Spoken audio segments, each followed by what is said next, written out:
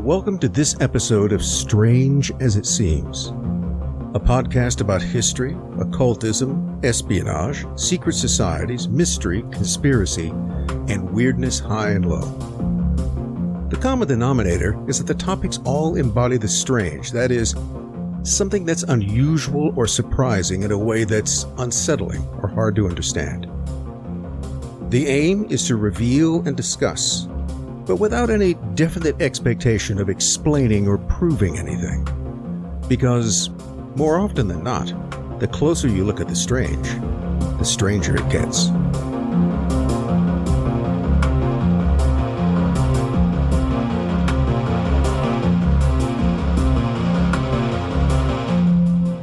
Well, Stephen, we're back for another episode. A little sooner than perhaps we'd thought, which is a good thing. And the question always is, what are we going to be talking about today? And today, a lot of stuff. I have a whole list of things. We'll see how many of those things we get through. And what all of those things nominally deal with in some way is what could be called, well, if you really want to sex it up, you could call it occult technology, or we can just call it strange technology. I like occult technology because we can do part two. Because it's got the word occult in it. And so occult technology, but we're using occult here in a kind of generic way. It doesn't necessarily mean something which involves the supernatural or the paranormal. A lot of it does. But hidden. Remember, let's go back to the root definition of occult, which is hidden. The idea is that there are technologies that have been unappreciated, actively suppressed. There is that idea that there's all kinds of cool stuff out there that the Uber conspiracy, they have suppressed over the centuries to keep us stupid and poor. So the other thing that I think goes through a lot of the subjects that we'll bring up today is the idea, well, I won't say that up front. There are themes that tend to reoccur over a period of time. It comes back to this question of people rediscovering the same thing, coming up with the same ideas independently, or in some way being subtly influenced by things that had happened in the past. But yeah, we're going to visit some interesting territory. We're actually going to start out with Anton Mesmer. All right, because I just decided that I wanted to start with Anton Mesmer, because everybody knows Anton Mesmer, right? 18th century animal magnetism, early version of Dr. Feelgood. He's usually the guy that gets credit for using hypnotism to treat neurotic illnesses. That's one of the, but we'll see that there's actually a bit more to Mesmer than that.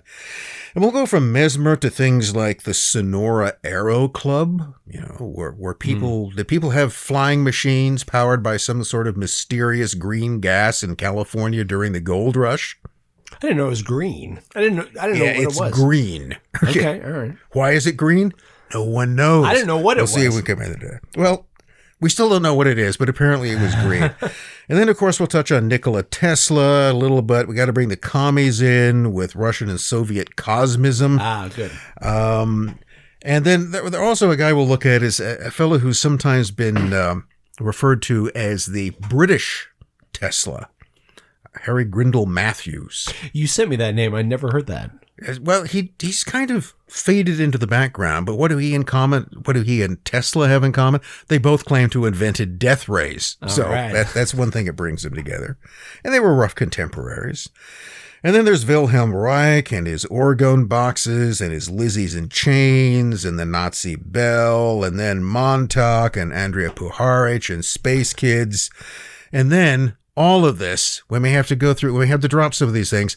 Where I want to get to before we leave today is the Cyber Culture Research Unit at Warwick University in the 1990s and Nick Land. Okay.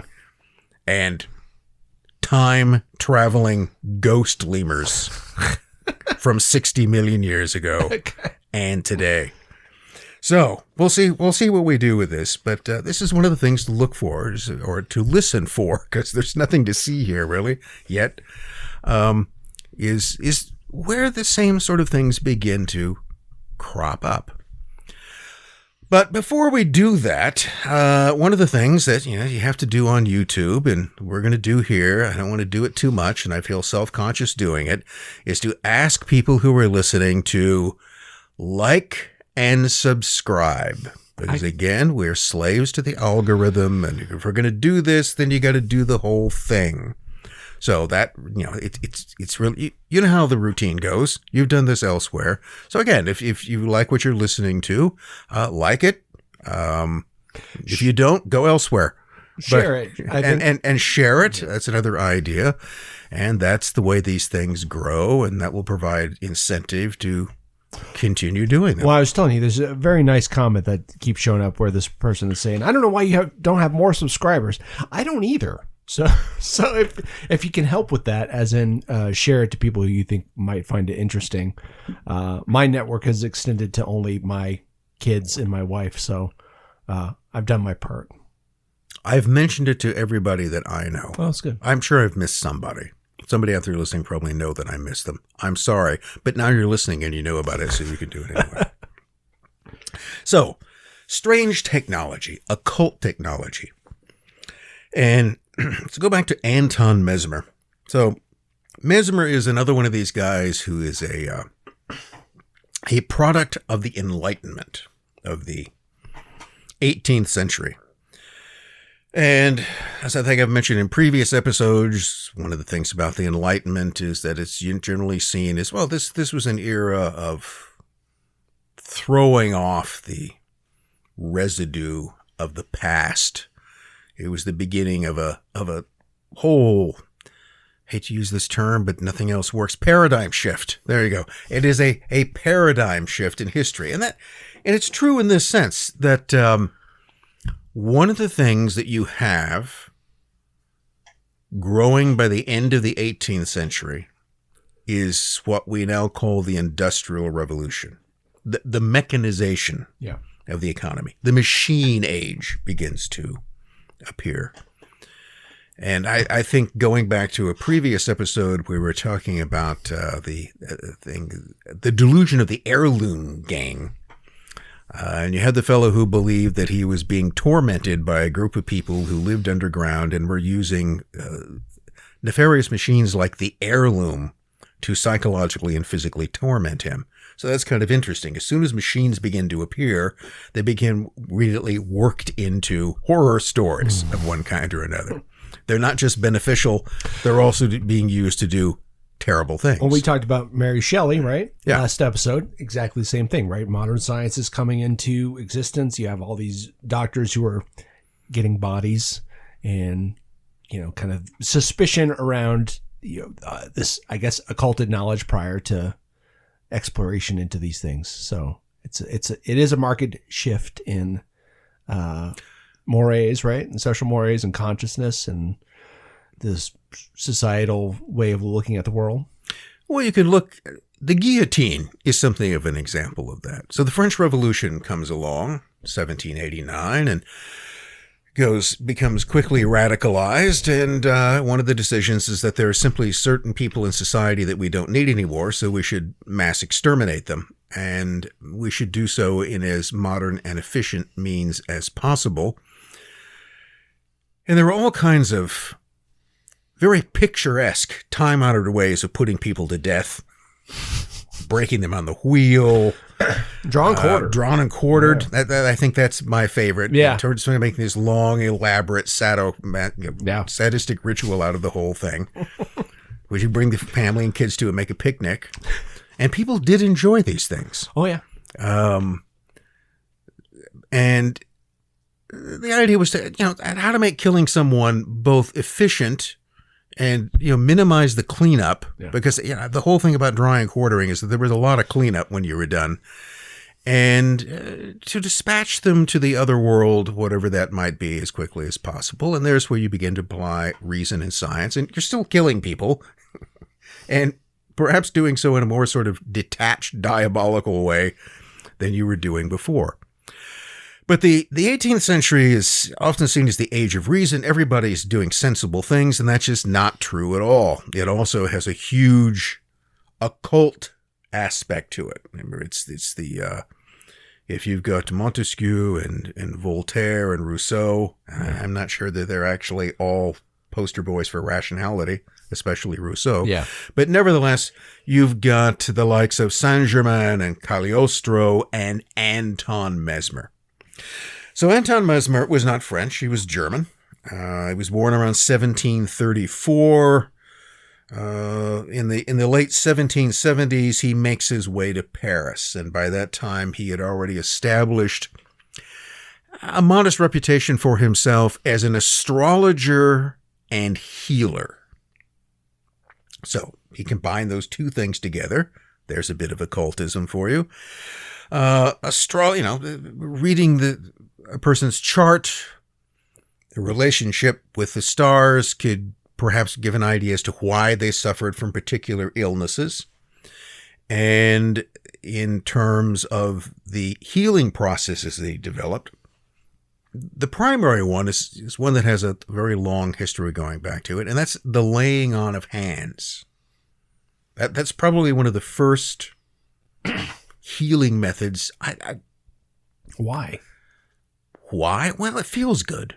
Yeah. Okay. It's the same reason that sort of physical touch, a lot of physical therapy is really just comes down to massaging. And the idea that the movement of the afflicted area is important, but also the application of hands. If you want to get into the more woo-woo aspect of it, it's the idea is that through the application of hands, the person applying the hands infuses some kind of healing energy. And this is the whole, there is this energy which is being manipulated.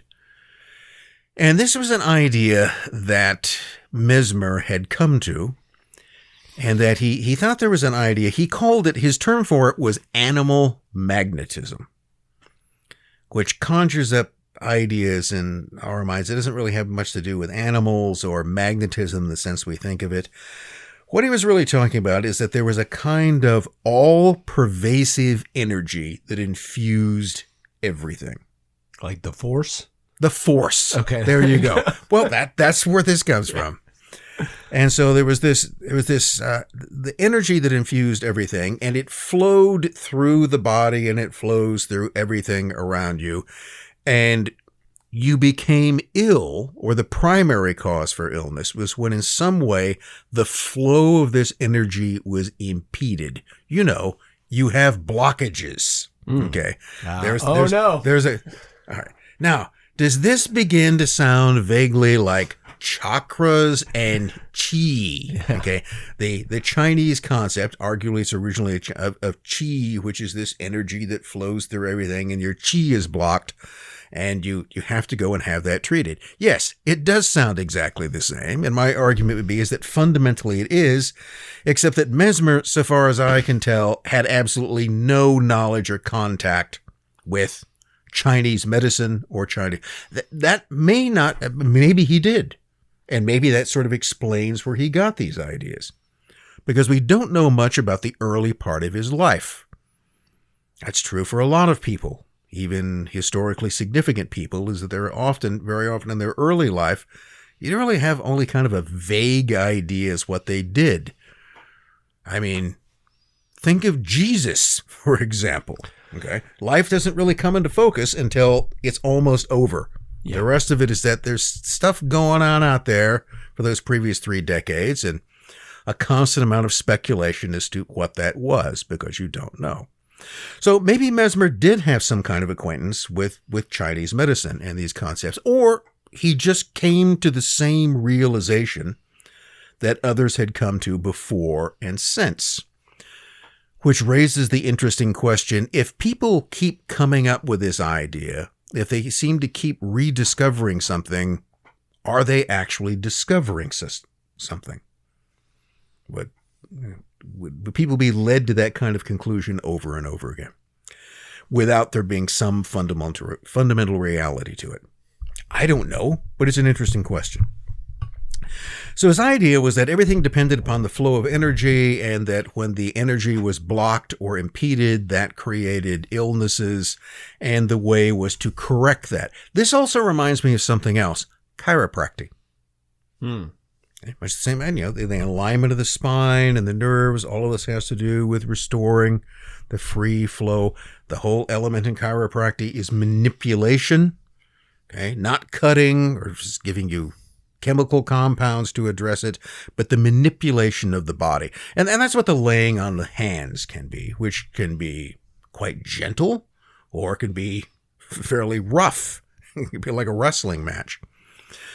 So Mesmer sort of combined what we might call astrology, which seems to have become less and less important, into what we now might call therapeutic massage. And by the time he showed up in Paris, a little before 1780, that was his shtick, and it became quite popular. But things like magicians, faith healers of one form or another were popular in Paris at that time. He's sort of... This was a cool thing for people to be involved in. He began to get wealthy clients, which are the best involved, and achieved a fair amount of, people claimed that he helped them, and this attracted more patients. Now, there are a number of interesting things. Most of his clients seem to have been female, particularly older women, that is, women in the 30s, their 40s, or elsewhere. I've never seen anybody give me the exact purport. He did treat men, but most of his clientele appears to have been female.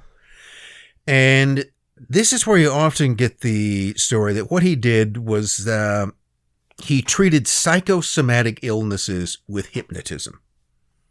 So the people who came to him didn't really have anything wrong with them. They sort of imagined there was something wrong with them. That then, in the 19th century, they would simply have explained this as that, well, they're women, it's female hysteria. Okay, they're always inventing things wrong with them. That's an unpopular idea today, but that's where much of his clientele came from. And many of them felt that he'd done something for them. Again, it's much like the responses I get to people who go to chiropractors. I've been to chiropractors, and this is neither, what I'm going to say is neither, this is simply based upon my experience, is that I've gone to chiropractors, and they've usually produced some kind of beneficial results. I wouldn't say in my experience that those results last. Mm-hmm. I'm not sure that they claim. It's an idea of sort of ongoing treatment in some way, but they can make the situation better. I've never had a situation where I say they fixed it in that regard. But there's a bit more to Mesmer than that, and Mesmer is somehow often held up, along with Cagliostro and others, as being an example of the 18th century, especially late 18th century Paris's obsession with occultism in the form of faith healers or elsewhere. And Mesmer most likely would have hated that description. He does not seem to have viewed himself as an occultist, but rather as a scientist. Now, there are lots of people who can use that kind of label, but again, he thought he had stumbled across a very important, not stumbled, but discovered in some way, a very important factor influencing everything, of this idea of this all-pervasive life force. Now, that there is a life force that even inanimate objects themselves have some element of that. So one idea is that he's just using hypnotism, and that was probably part of it, along with now his laying out of hands was their descriptions of his treatments. And these could sometimes go on for hours. Okay, it's not like you come in and he just, like rubs you a little bit, you get a massage and you go home. No, it would often be, rubbing or touching or manipulating, often moving around affected limbs or areas for hours at a time. And a lot of these afflicted areas do seem to revolve around the pubic regions. With all of his female clientele. Yes. And so the other interpretation of Mesmer was that he was a charlatan. He was a Dr. Feelgood. And that what he was doing was using various techniques to induce orgasm in his patients. And that was seen as somehow this great relief. It's quite possible. Okay. That could be done. Now, but you have to add another. This is the thing about Mesmer that I find the most interesting, is that beyond all the elements of hypnotism and laying on of hands and manipulation of the body, he also seems to have used electricity in his treatments. Oh. So there are descriptions of him bringing in these large sort of earthen, they sound like they were probably planters originally, these sort of earthen vessels, and they're filled with a kind of wet soil. And there are wires coming out of them. And those wires are then attached to various places on the body, especially on the afflicted area. And that was also supposed to provide a certain amount of treatment. And it seems to me that probably what he was doing, he was using some kind of battery. That these things produced a small electric charge. Now, you can just argue that touch some of the people and it tingles. All right, well, tingling from electricity was a new thing in the 18th century. Yeah. I mean, people would probably line up around the block just to shock themselves because no one had really had that. But that's one of those things that then begins to, that is a technology. So if he is using some kind of electrovoltaic energy to treat his patients, he is now using a therapeutic machine. So regardless of whether or not these things actually do anything, you now have machinery which in some ways is trying to impact or manipulate this mysterious, all-pervasive life energy. So just note as we go on, other people who are going to be talking and dealing with much the same type of thing. Now, just to give you a little preview of this, we'll come back to him later on. You've got in the 1930s through the 1950s, Wilhelm Reich, who comes up with the idea of orgone, which is what? An all-pervasive universal life force. And he even adds to that by arguing that there's an anti-orgone. There's a kind of deadly force out there. There's good stuff and there's poison stuff. And you have to be able to distinguish between the two.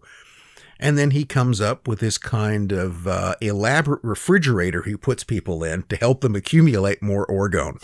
But, and oh yes, there's a lot of sex that comes into it. But, so, we will come back to Wilhelm Reich, at least briefly. But what I actually want to segue to is something different, and that takes us to the California gold fields in the 1850s. And according to the legend of what's called the Sonora Aero Club, there was a club, a kind of secret organization, an occult organization because it's secret, which used secret occult powers, the ones that we don't know about, magic, we're not sure, to build functional airships. Now, keep in mind, this is in the 1850s. And the Sonora Aero Club, operating around the small town, then and now, of Sonora, California, sort of up in the center part of the state in the Sierras, they constructed things that they called Aeros. And these, they pretty much look like boats with balloons attached to them and propellers. Almost a kind of Rube Goldberg looking sort of creations. But supposedly this group of people secretly built them and flew them around using a secret power source. It was apparently dangerous, and quite a few of them were killed when the arrows exploded and burned and fell to the ground. And then somehow they all stopped doing it. Now, where does this story come from? Where does this whole idea of a Sonora Aero Club come from? Jules Verne? Oh, you might think it comes from Jules Verne. Well, it does. They're a lot like the Jules Verne flying machines that you come across. Well, they all go back to one guy. This is one of the things interesting is that this whole story, all of the legendary of the Sonora Aero Club and NYMZA, another thing connected to it, goes back to a guy named Charles Dellschau. He was a German immigrant from Prussia. You can find him coming over. So in 1850, he shows up in Galveston, Texas. And as far as you can tell from any kind of documentary record, he seems to spend the rest of his life in Texas. Yeah, a lot of German immigrants come to Texas. Yeah, there was a lot of German immigration at that time. That's right after this thing called the Revolutions of 1848, and a lot of these people are political refugees. They had run afoul of the authorities, the royal authorities that had restored them, and so they've taken off for the New World. So Dellschau is a real guy, and he shows up, lives in and around the Houston area, Galveston area, seemingly most of his life. He pursues the occupation of butcher. Honest trade. Fairly straightforward, has a family. He retires from butchering animals around 1899. And around that time, once he quits work, he starts making these drawings in these notebooks. And the drawings are these kind of elaborate, they're what now is called folk art, which means they're kind of primitive, but they're very colorful, and you don't see anything else like them. And so if nothing else, Dellschau produced a volume, which has been published in colorized glossy version of these arrows. And he names them, and they're all portrayed in their colorful balloony glory. And it sort of tells the story of the Sonora Aero Club and names people who were involved in it. For instance, one of the principals, the fellow who seems to be pretty much the leader of the group, is another German. Many of them are Germans, by the way, by the name of Peter Menes. And Peter Menes is supposedly killed when his Aero, I think it's maybe Aero Goosey, they all had names, kind of cutesy names, crashes and burns. But he names actual people and actual places that go on. And I think Dellschau himself, lives until about 1923. Oh, wow. And so keep in mind, when he's making these drawings and telling the stories upon which they're based, he's in his 70s, okay, which doesn't necessarily mean that he's losing his mind, okay? I'm in my 70s. I haven't yet lost my mind. But it's more likely than it might be otherwise. So that's one argument. It's just this crazy old German butcher, and he just started making drawings and made up stories because he was senile and didn't. I'm not sure senility, dementia would make you do these things. Yeah. He's deliberately creating, spending a lot of time on this. Maybe it was just something he was doing to pass the time. Now, those notebooks, I think eventually there were 12 or 13 of them with all of the drawings. Years later, his family just basically threw them into a dumpster, as I understood it. Nobody saw any value in them. They were retrieved. They were found. They were seen as examples of folk art and thus preserved. And then the story that he was telling was noticed. So most of this doesn't seem to have, the whole public knowledge of the Sonora Aero Club, I don't think really emerged in any kind of public consciousness until the 1960s or 70s, and really probably later. I don't think it's till the 90s in which it really gets going. So one of the questions comes up is what he's talking about real? Were these arrows real? Were the people who supposedly built them and flew them real? Is this actual stuff, or is this just a fantasy that an elderly German butcher in Texas was coming up with? Well, again, the events of the Sonora Aero Club take place in Gold Rush or post-Gold Rush, California. And in the case with Dellschau, if you go through the records, you don't find a lot about him. But we know that he immigrated into Texas. And then years later, you find him still living in Texas, where the family was. We also know that he served in the Civil War in the Confederate Army. How do we know that? Because he signed an amnesty declaration, which is one of the things you had to do. So in the 1860s, he was supposedly back in Texas. But what you don't have, what no one has been able to find, is any trace of where he was in the 1850s. Yeah. And it does seem clear that either he had been to California or he had had some close acquaintance with people who had, because he can describe the place, the description of Sonora, other towns. So I think it's likely from that at some point prior to the Civil War, and why wouldn't he? Lots of people went to California in search of gold, and that's what he did. He went there temporarily. Like most of them, didn't get rich, came back to Texas, got married, raised a family, became a butcher. So I think that's all quite probable. Now, the fact that he was in California still leaves the big question as to whether or not he was actually part of this secret flying machine club. Now, the whole story here gets more interesting when you bring in this concept of NYMZA. So remember, the group who's supposedly building this craft call themselves the Sonora Aero Club. But NYMZA, NYMZA, those are initials for something. This is the organization supposedly back in Germany that's the inspiration from the whole thing. Because the members of the Sonora Aero Club are somehow connected to this group, which has a headquarters in New York, and from which people will sometimes come out to California to see what they're doing, but also apparently where they get their money. That seems to be part of it. So there's the sense that there's some kind of larger, secretive, hidden, dare we say, occult organization, which is behind the whole thing. And you've now got something you got an acronym for, NYMZA, and that then starts off another area of inquiry. Well, what does that mean?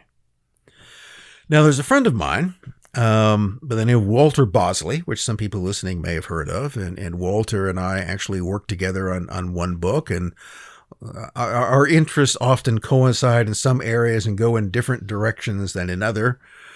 And I'm not in here going to get into the business of endorsing or in any way criticizing anything that Walter has to say. But it's always interesting. But Walter is really into the Sonora Aero Club. And in a future episode, I'd actually like to get Walter on to talk about that and a lot of things. And I think he could actually give the reason why. Walter is he is an intelligent, reasonable human being. At least in my estimation, whatever that means, I think he is. And so the fact that he takes this quite seriously, which I can't say that I necessarily do, intrigues me, because that's what would, a person who is perceptive, and intelligent, able to see bullshit when it's there. What is it that you see in this? Why do you think that this is a story that should be taken credibly? And frankly, from my standpoint, I'm not sure what to make out of it, because again, there's just not much there other than this one guy. This to me is the fundamental problem. If you remove Charles Dellschau from the picture, there is no story. There's nothing. There's no other sources other than him. Yeah. Everything goes back to him and to his drawings and to the stories he tells about those drawings. And therefore, without him, you don't find anything. Has there been any work to try to reverse engineer it in Germany to find the group that was supposedly the parent group? There are various claims in terms of what NYMZA means. And Walter, for instance, is quite convinced. Well, this is a German group, and he thinks it's something that may be connected to industrial. I don't want to tell Walter's story. It may be to industrial or financial interests in Germany, maybe with connections to the Prussian government. Could be. But now again, you're elaborating from a set of drawings in a book found in a dumpster. And one of the interesting things to do is that because Dellschau mentions people like Peter Menace, and others is to, go through census records, anything you can find. Did those people exist? And in the case of Peter Menace, he certainly did. I mean, there's a guy who meets the description. He's a German immigrant, meets the description in terms of age and position. And you can place him in California, but there are two problems here. One, you can't place him in Sonora. Instead, he seems to live most of his life up around Marin County. And that's where he's buried because he didn't die in an airship crash, so far as we can determine. He lived much longer than that. Wow. So there is a person of that name. And I think it's not a common name, so that Dellschau would use that name and place that person in. So he's naming it. He's using the name of a real person who was active in California in that period, but they don't seem to have been, so far as we can trace through actual records, anywhere near where Dellschau said they were. Now, maybe somebody else has discovered. There's always the document that someone's going to find that may shed more light on this. So it's intriguing for that reason.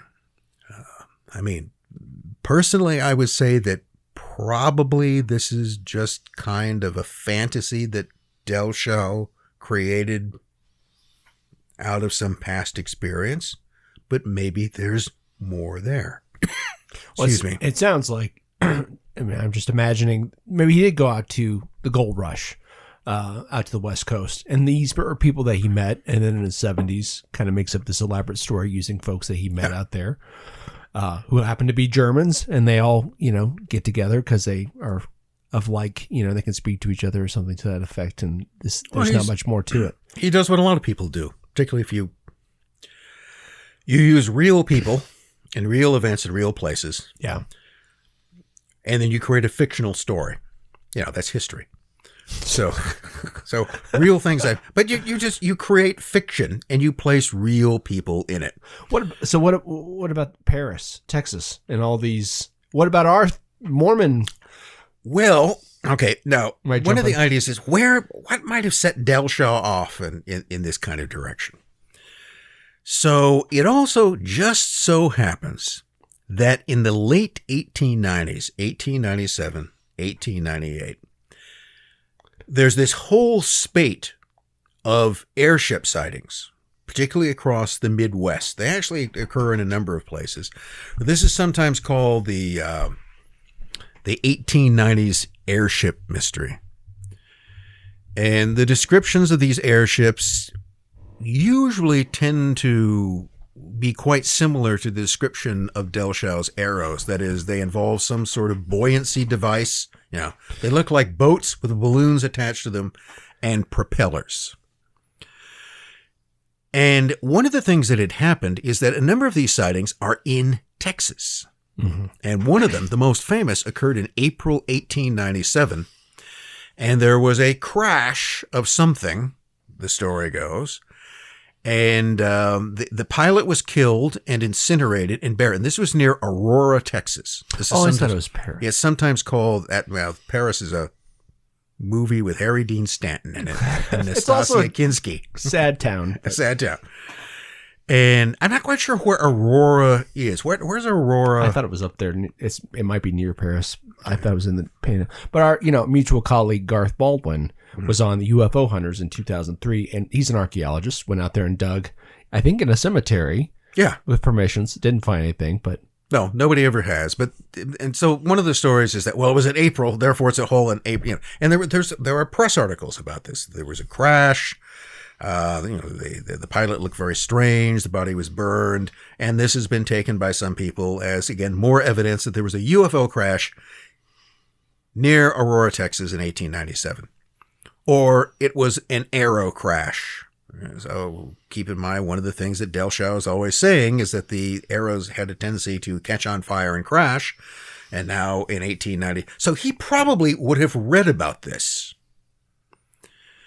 And that could have been where the idea, I mean, I'm just suggesting this, kind of entered his mind. He's reading in the papers about air crashes in Texas of some sort of strange craft that went down and pilots killed in the wreckage. And then literally within a year or two of that, he begins making drawings of very similar craft.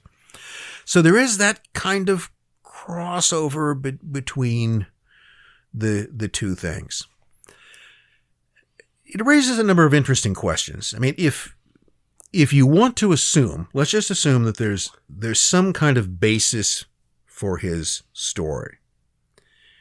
And a thing that arguably tends to support it is that in the late 1890s, there are references, many of them from around the country, of very similar type of craft being used.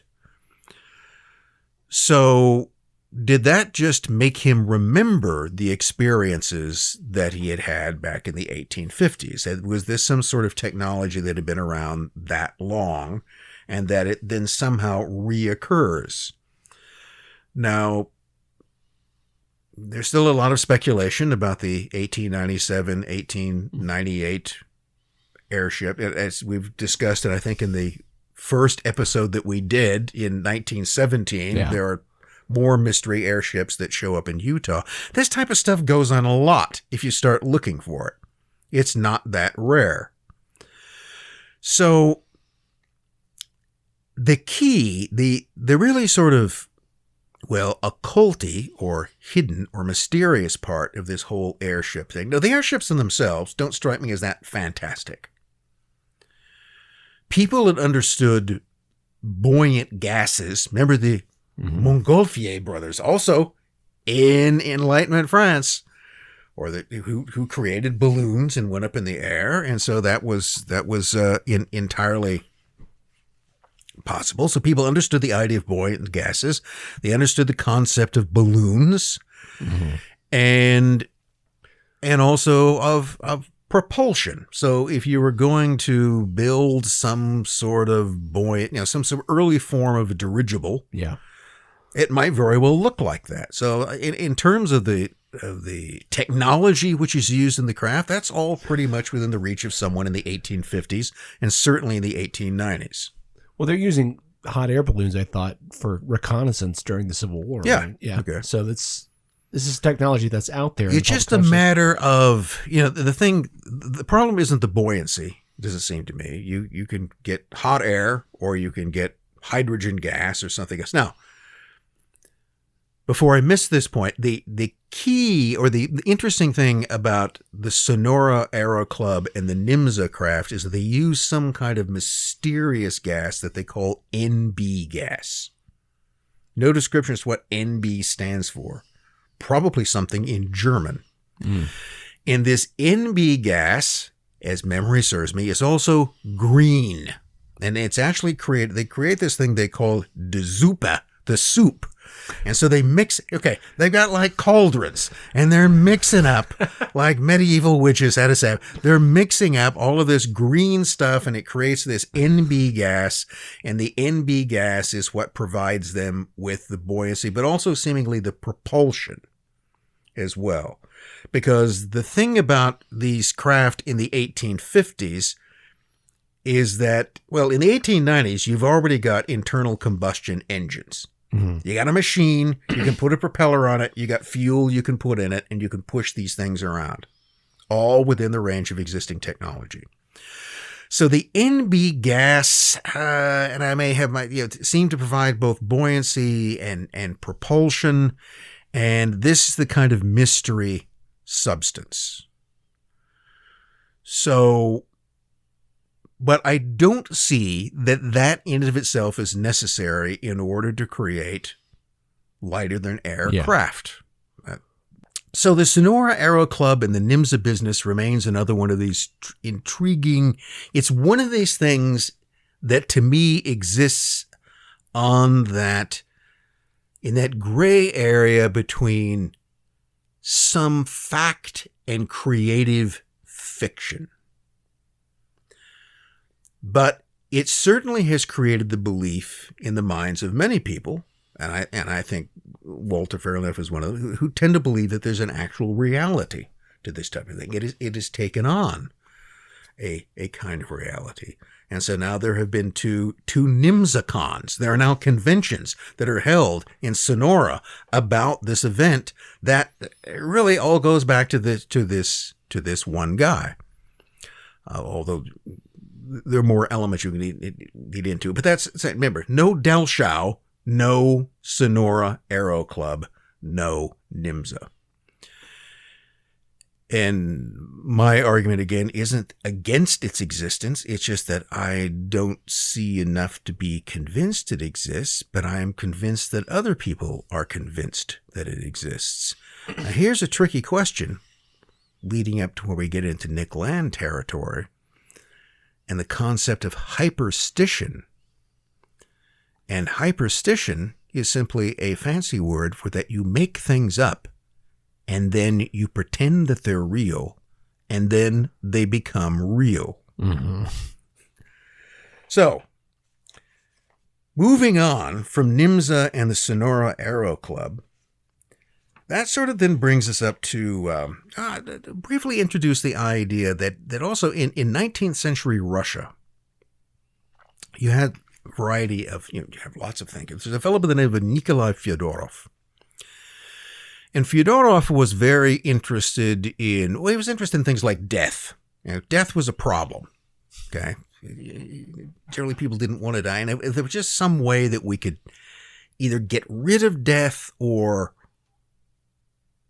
reverse it in some effect. So Fyodorov was initially interested in this concept of resurrectionism, which is that we should not just be able to stop death from occurring, we should be able to go back and revive the dead, because these people know all kinds of stuff.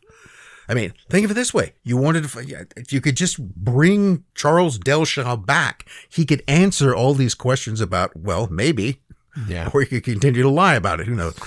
But who's to say that he would be able to tell you the truth? But just think of all the wonderful things you could do. If you could just resurrect Einstein and just put him to work again and be around. So it would create this immortality, not only for those now and in the future, but for those in the past as well. And all of this would come down to understanding things like the application of some kind of universal energy. Something, that was the key to all of this, is understanding the universal energy that animated people and things and the way to control that. And think back to Mary Shelley's Frankenstein. Yeah. To take dead tissue and reanimate it. Well, wasn't that book originally called something like the Modern Prometheus? Prometheus, thank you. Okay. I was thinking Lazarus for some reason, but. So that's, cosmism is the term that eventually is used to address this. And it's an interesting case that this of occurs in Russia because, and this is one of the things that's always fascinated me about Russia, is that it's not like the rest of Europe or the West. Things take it is a Europe in a way in which things like the High Middle Ages and the Renaissance and the Reformation never take place, for better or for worse. But one of the things that you often have there is Russia, certainly by some place like the 19th century, is seemingly primitive in the sense that it is still a state under the control of an absolute monarchy. Everywhere else in what you would roughly term the West, moving away from that. Monarchies may be reluctantly accepting constitutional origin, but they're sort of dispersing power. That absolute monarchy is outmoded, certainly by the end of the 19th century. But Russia doggedly clings to that. But then one of the things that you'll note is that when there is a political transformation in Russia, it goes essentially from being the most backward political system to then being the most avant-garde political system. There's no in between. And it's much, I would argue, in the same way in terms of the philosophies, the ideas that are going around. Within Russia, you have people like Konstantin Pobedonostsev, who is a philosopher of reaction.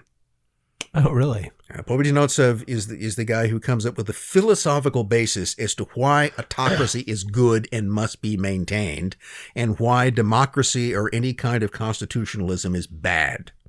There's no connection with like Carlyle or these kind of figures that show up in... I don't think so. Okay. I mean, that's the first I've heard. But Pobedonostsev is the whole theory of why we should not have reforms. And he's not actually just basing us on the idea that, these are foreign ideas and we don't want them.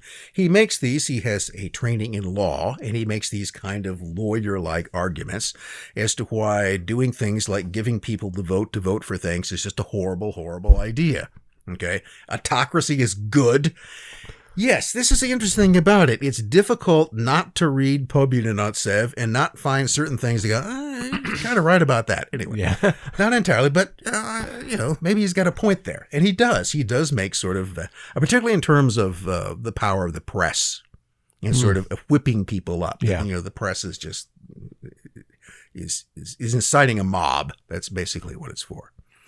So there is a whole philosophy reaction, but in the same way, Russia is also, and out of that you get people like Bakunin and Tolstoy, and you get a whole great array of these philosophical ideas, which often are ones that tend to be highly conservative or even reactionary, and those that are revolutionary.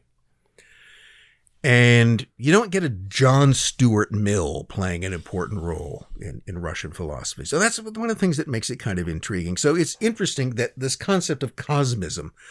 So cosmism eventually boils down to the idea that technological progress will allow us to overcome natural forces.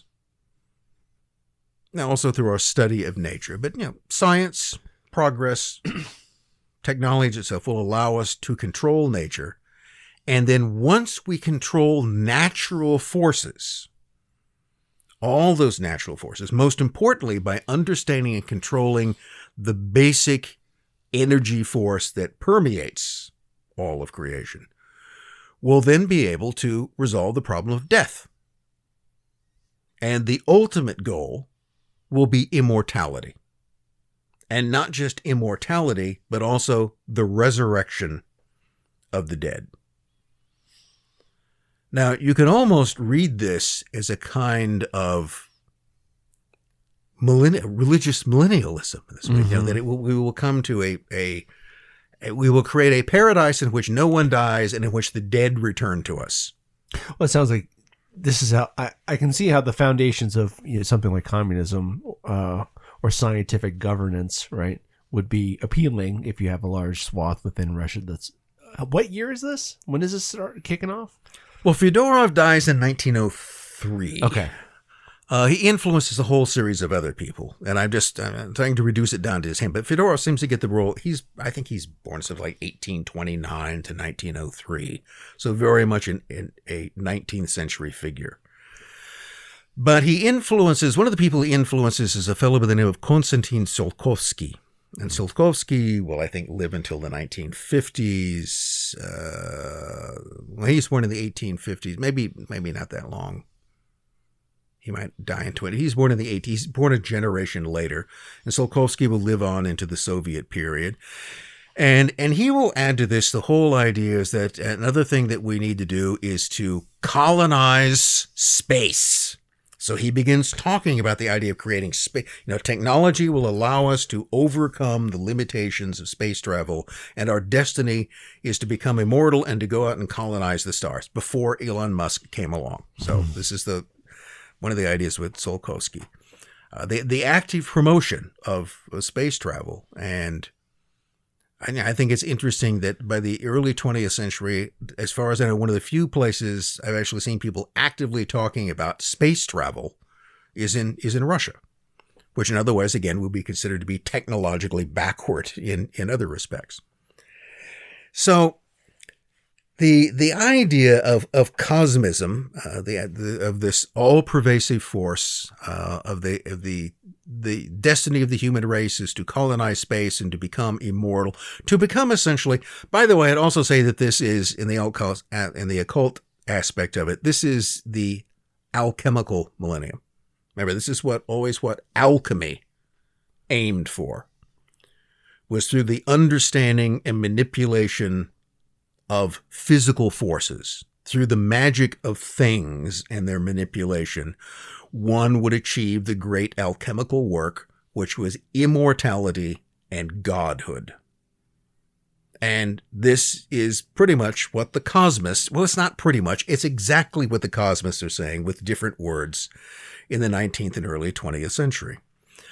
So it was kind of a cool idea. It wasn't very popular or pervasive, but it did have its fans. And so when the Bolsheviks come along, when the Soviet government is established, you get into the 1920s, there were some important figures in the Soviet hierarchy who were cosmists in their belief. One of them was a fellow who was very important in the economy by the name of Leonid Krasin. Krasin was an engineer by training.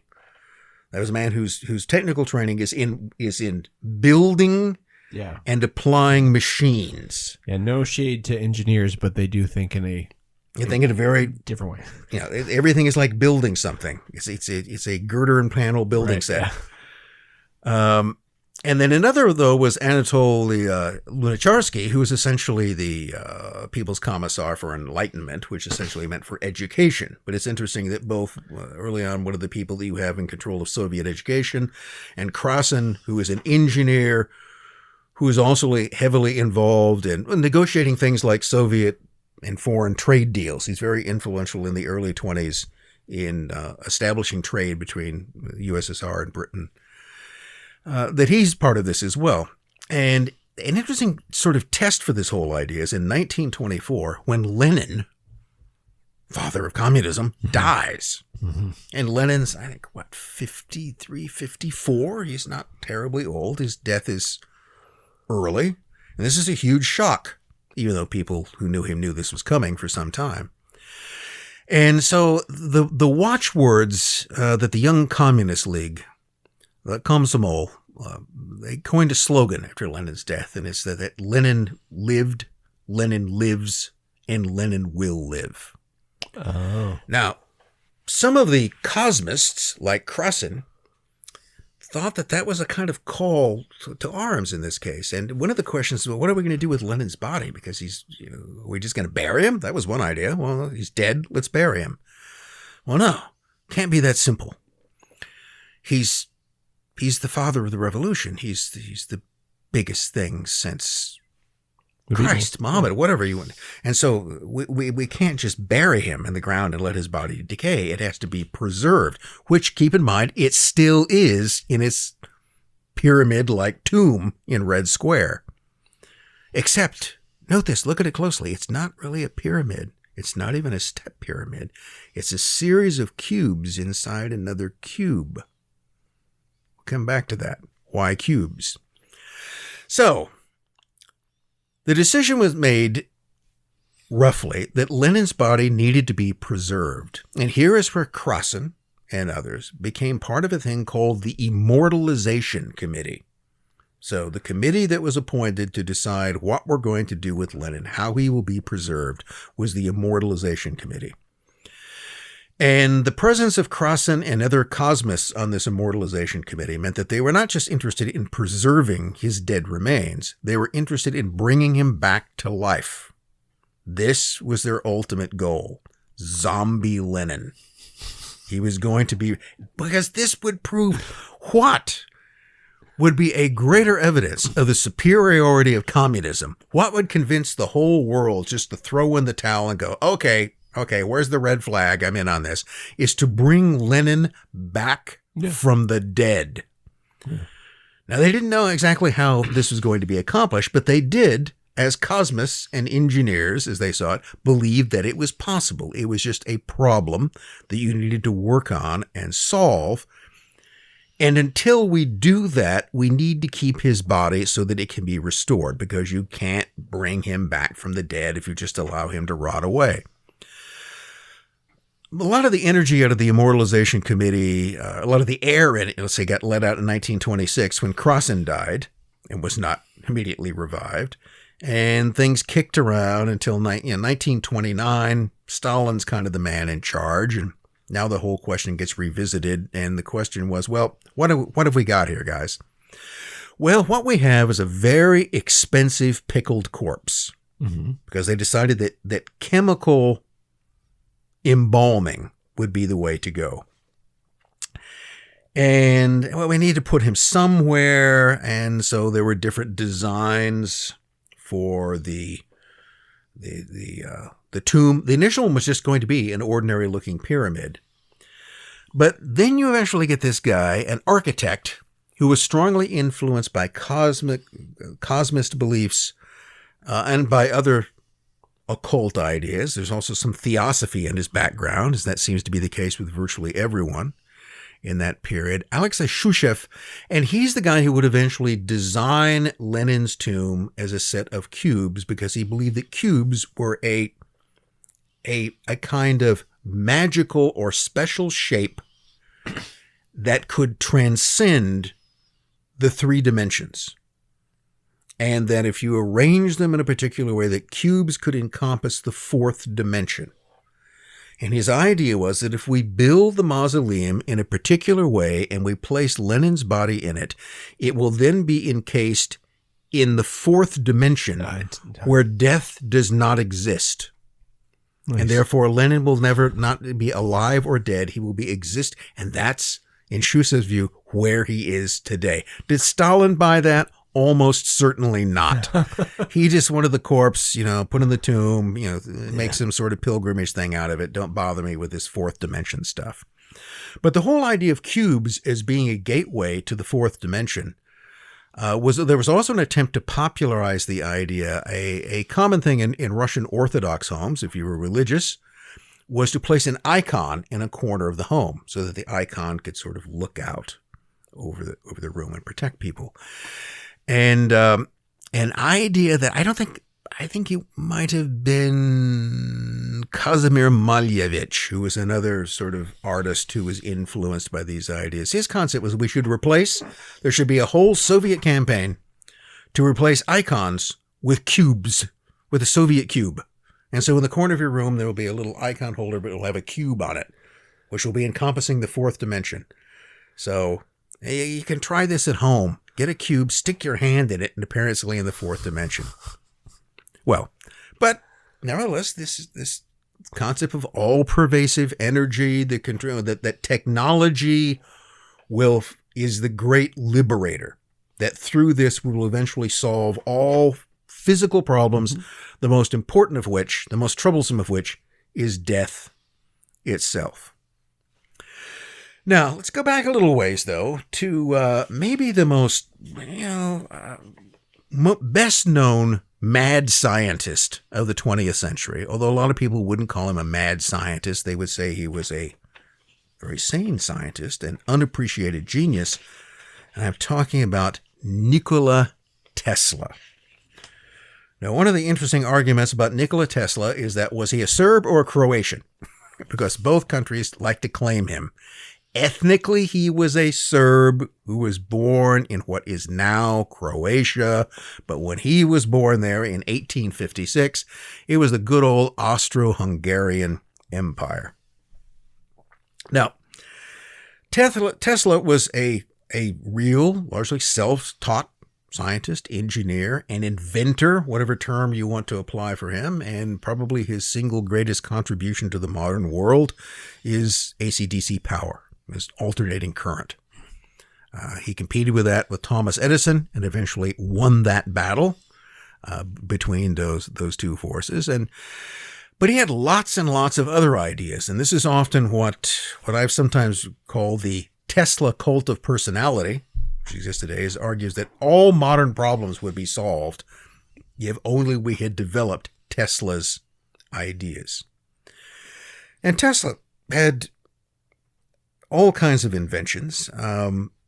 one of them, start with one which didn't pan out, because ultimately most of Tesla's ideas don't pan out.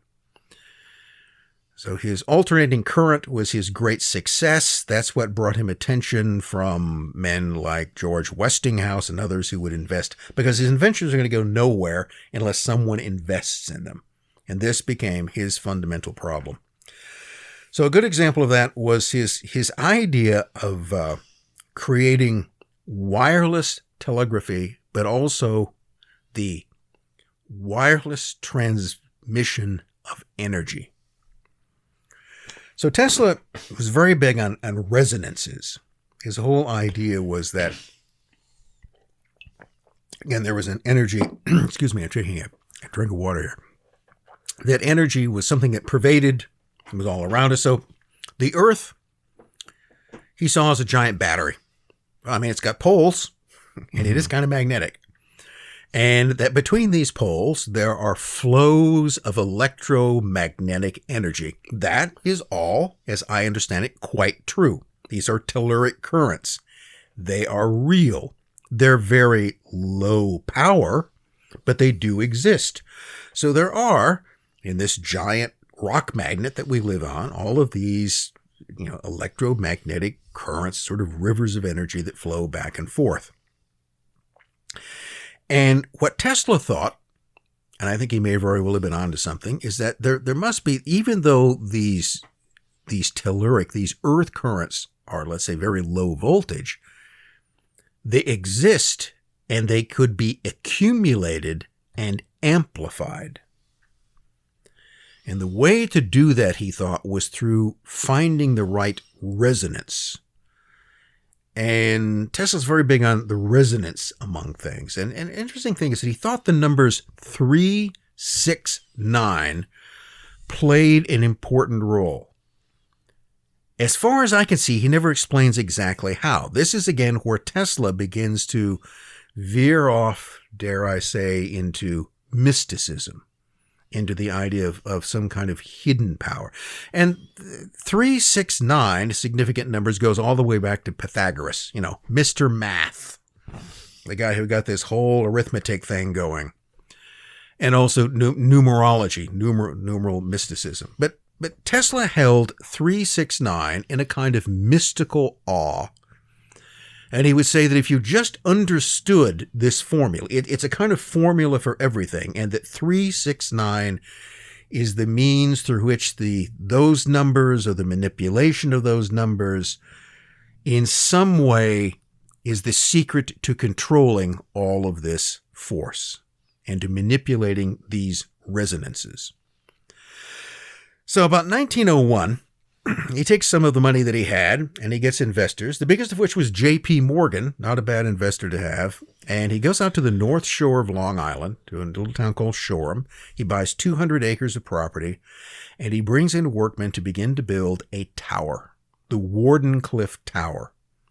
Eventually rises to almost 200 feet high, and it looks like a mushroom. It's got the tower that come up, but at the top, sort of like the Eiffel Tower, if you put a large, not this big, and if you put a sort of round ball on the top of it. Now, at the time, Tesla is locked into another competition with Marconi, the fellow who would get credit for coming up with modern radio communications. But Tesla had his own ideas about this.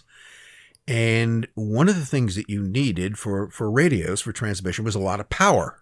And one of the problems then was generating that amount of power. So Tesla's concept was that the Earth itself, being a giant battery, had an infinite amount of power.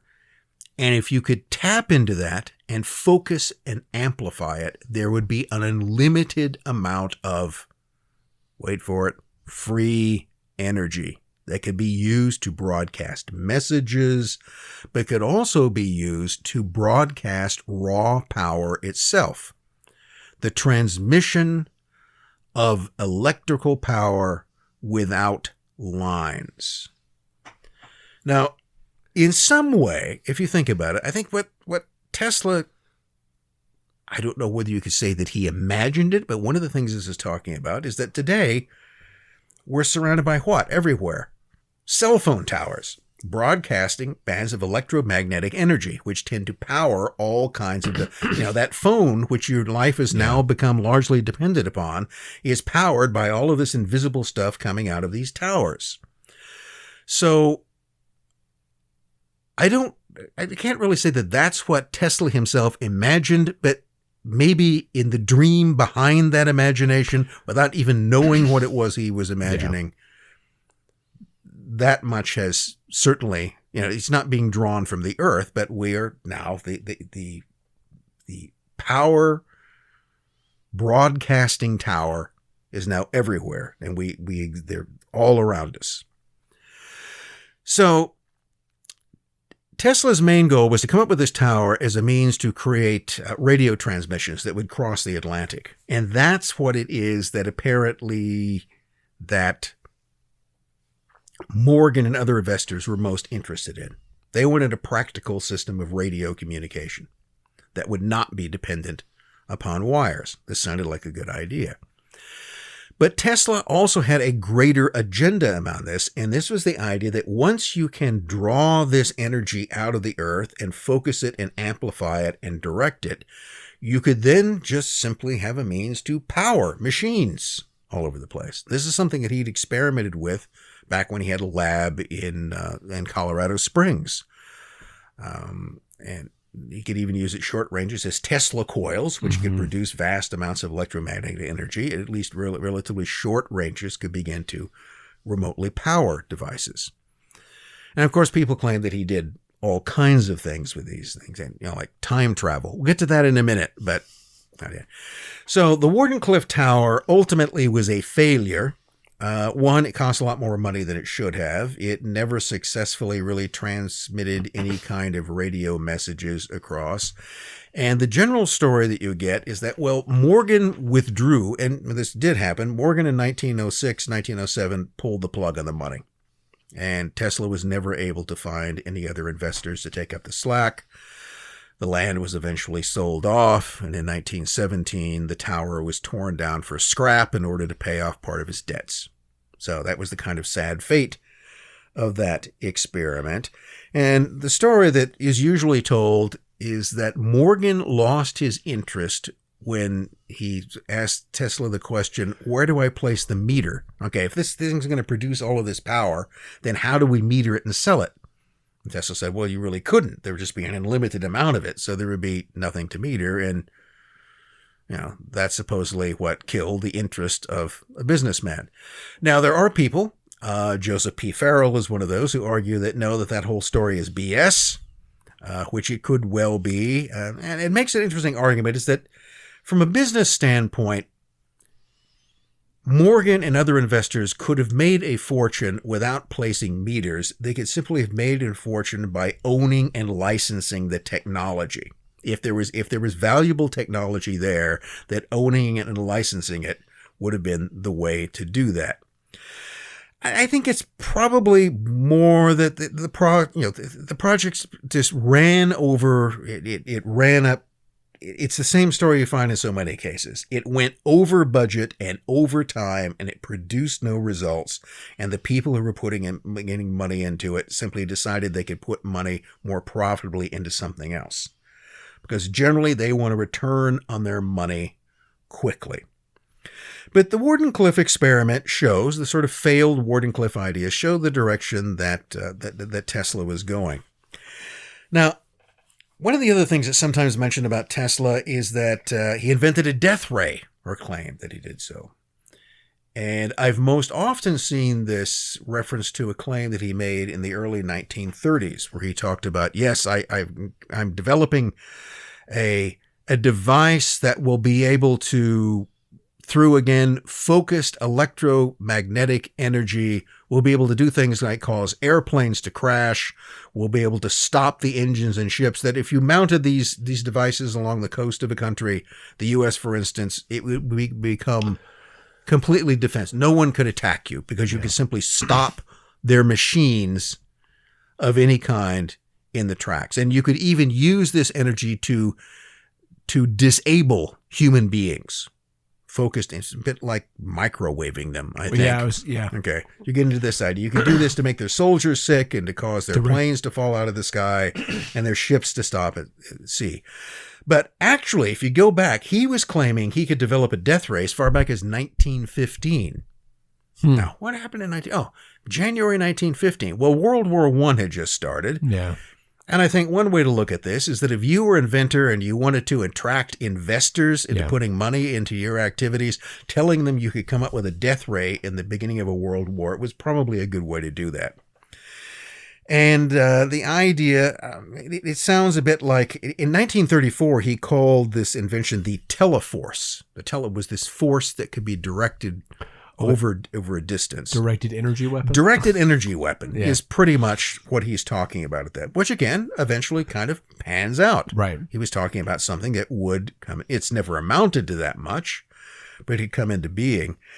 But if you go back to 1915, he describes his death ray as bolts of electricity, like lightning that would be projected. And he actually mentions this. He goes, the bolts of electricity that could be, let's say, directed from a tower on Long Island. Okay, he doesn't name the tower, but I've got a tower on Long Island, and I'm developing this whole thing that would allow bolts of electricity to be thrown out to sea to incinerate enemy ships as they began to approach the coast. And that, of course, has led some people with inquiring minds to argue is that, well, was there really even more to the Wardenclyffe Tower than that? Was this something else that was also being designed as a kind of weapon? Was that what its actual purpose was? And that was that why they argue that who was it who supervised the destruction of the tower and took control of the remaining equipment? The U.S. Navy. Oh. And not only did the U.S. Navy take control of an amount of the equipment that was there, there's also the interesting idea that some of that equipment was then taken to another area in Long Island, to Montauk Point. We'll come back to that. Okay. So, just bring that up. Whatever sort,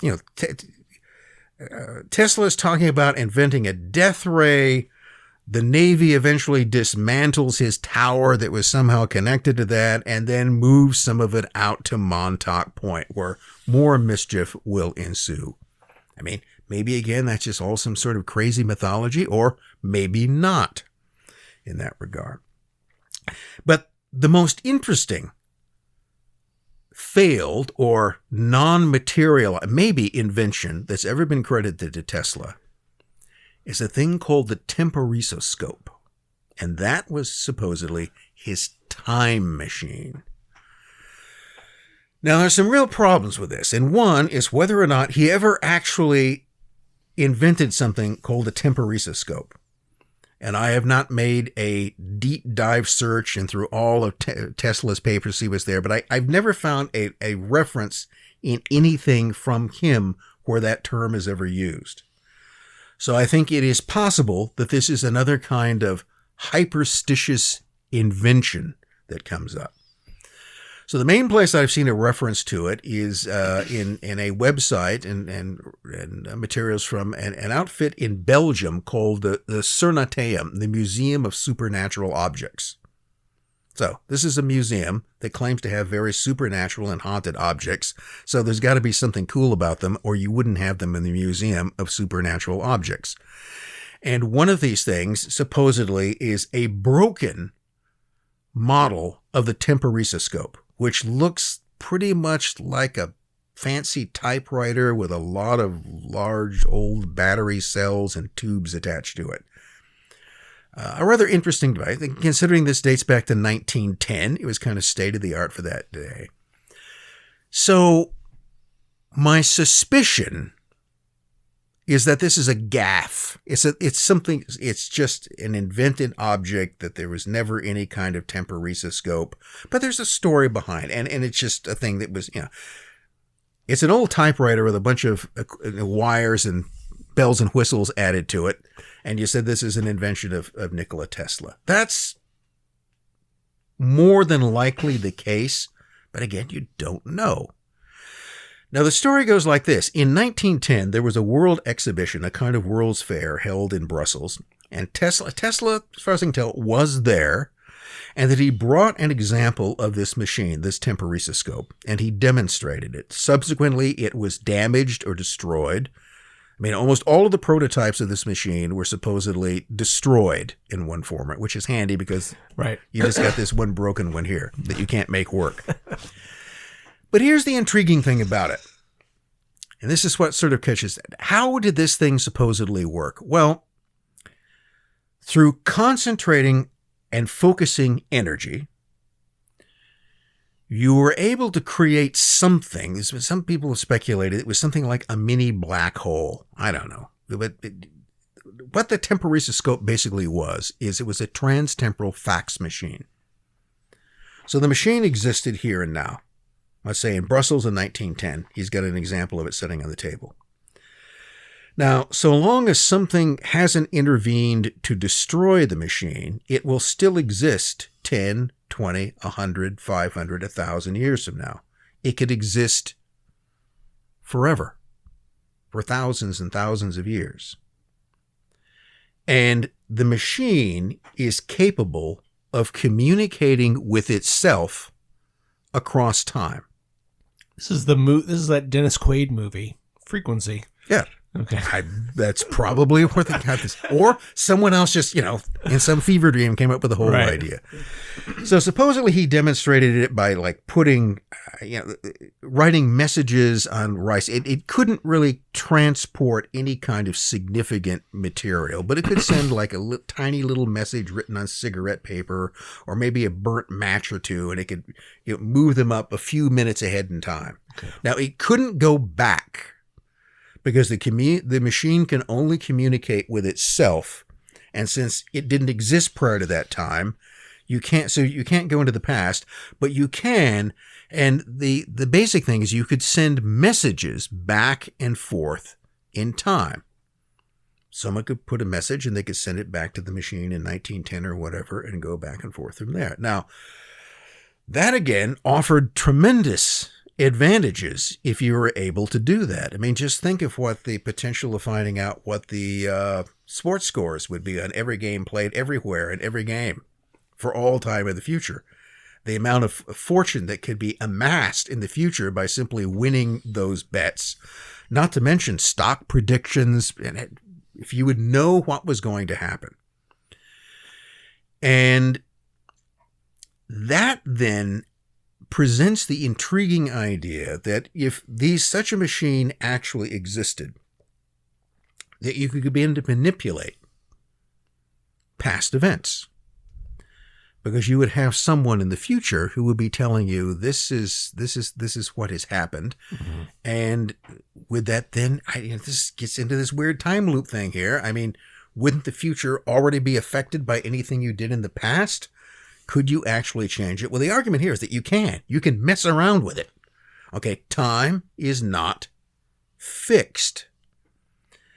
And one theory was that this then explains all kinds of things like Mandela effect and deja vu and, increasing bouts of prickly heat that happen in Louisiana in the summer, is that there's somebody messing with the time stream.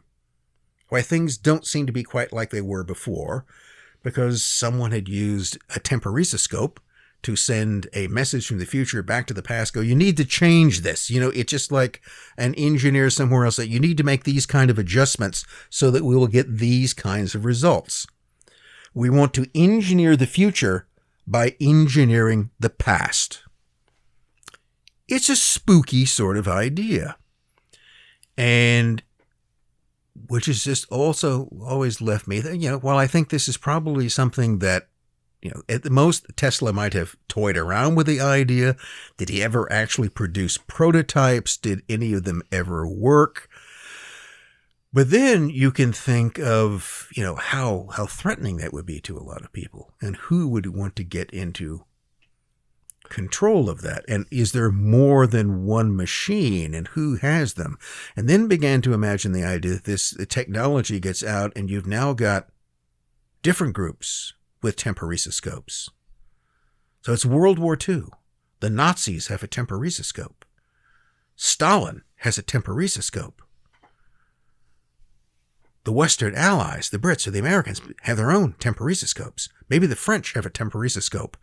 And they're all trying to battle with each other to manipulate history, constantly doing and undoing things others have done, and that this creates a very unstable kind of situation.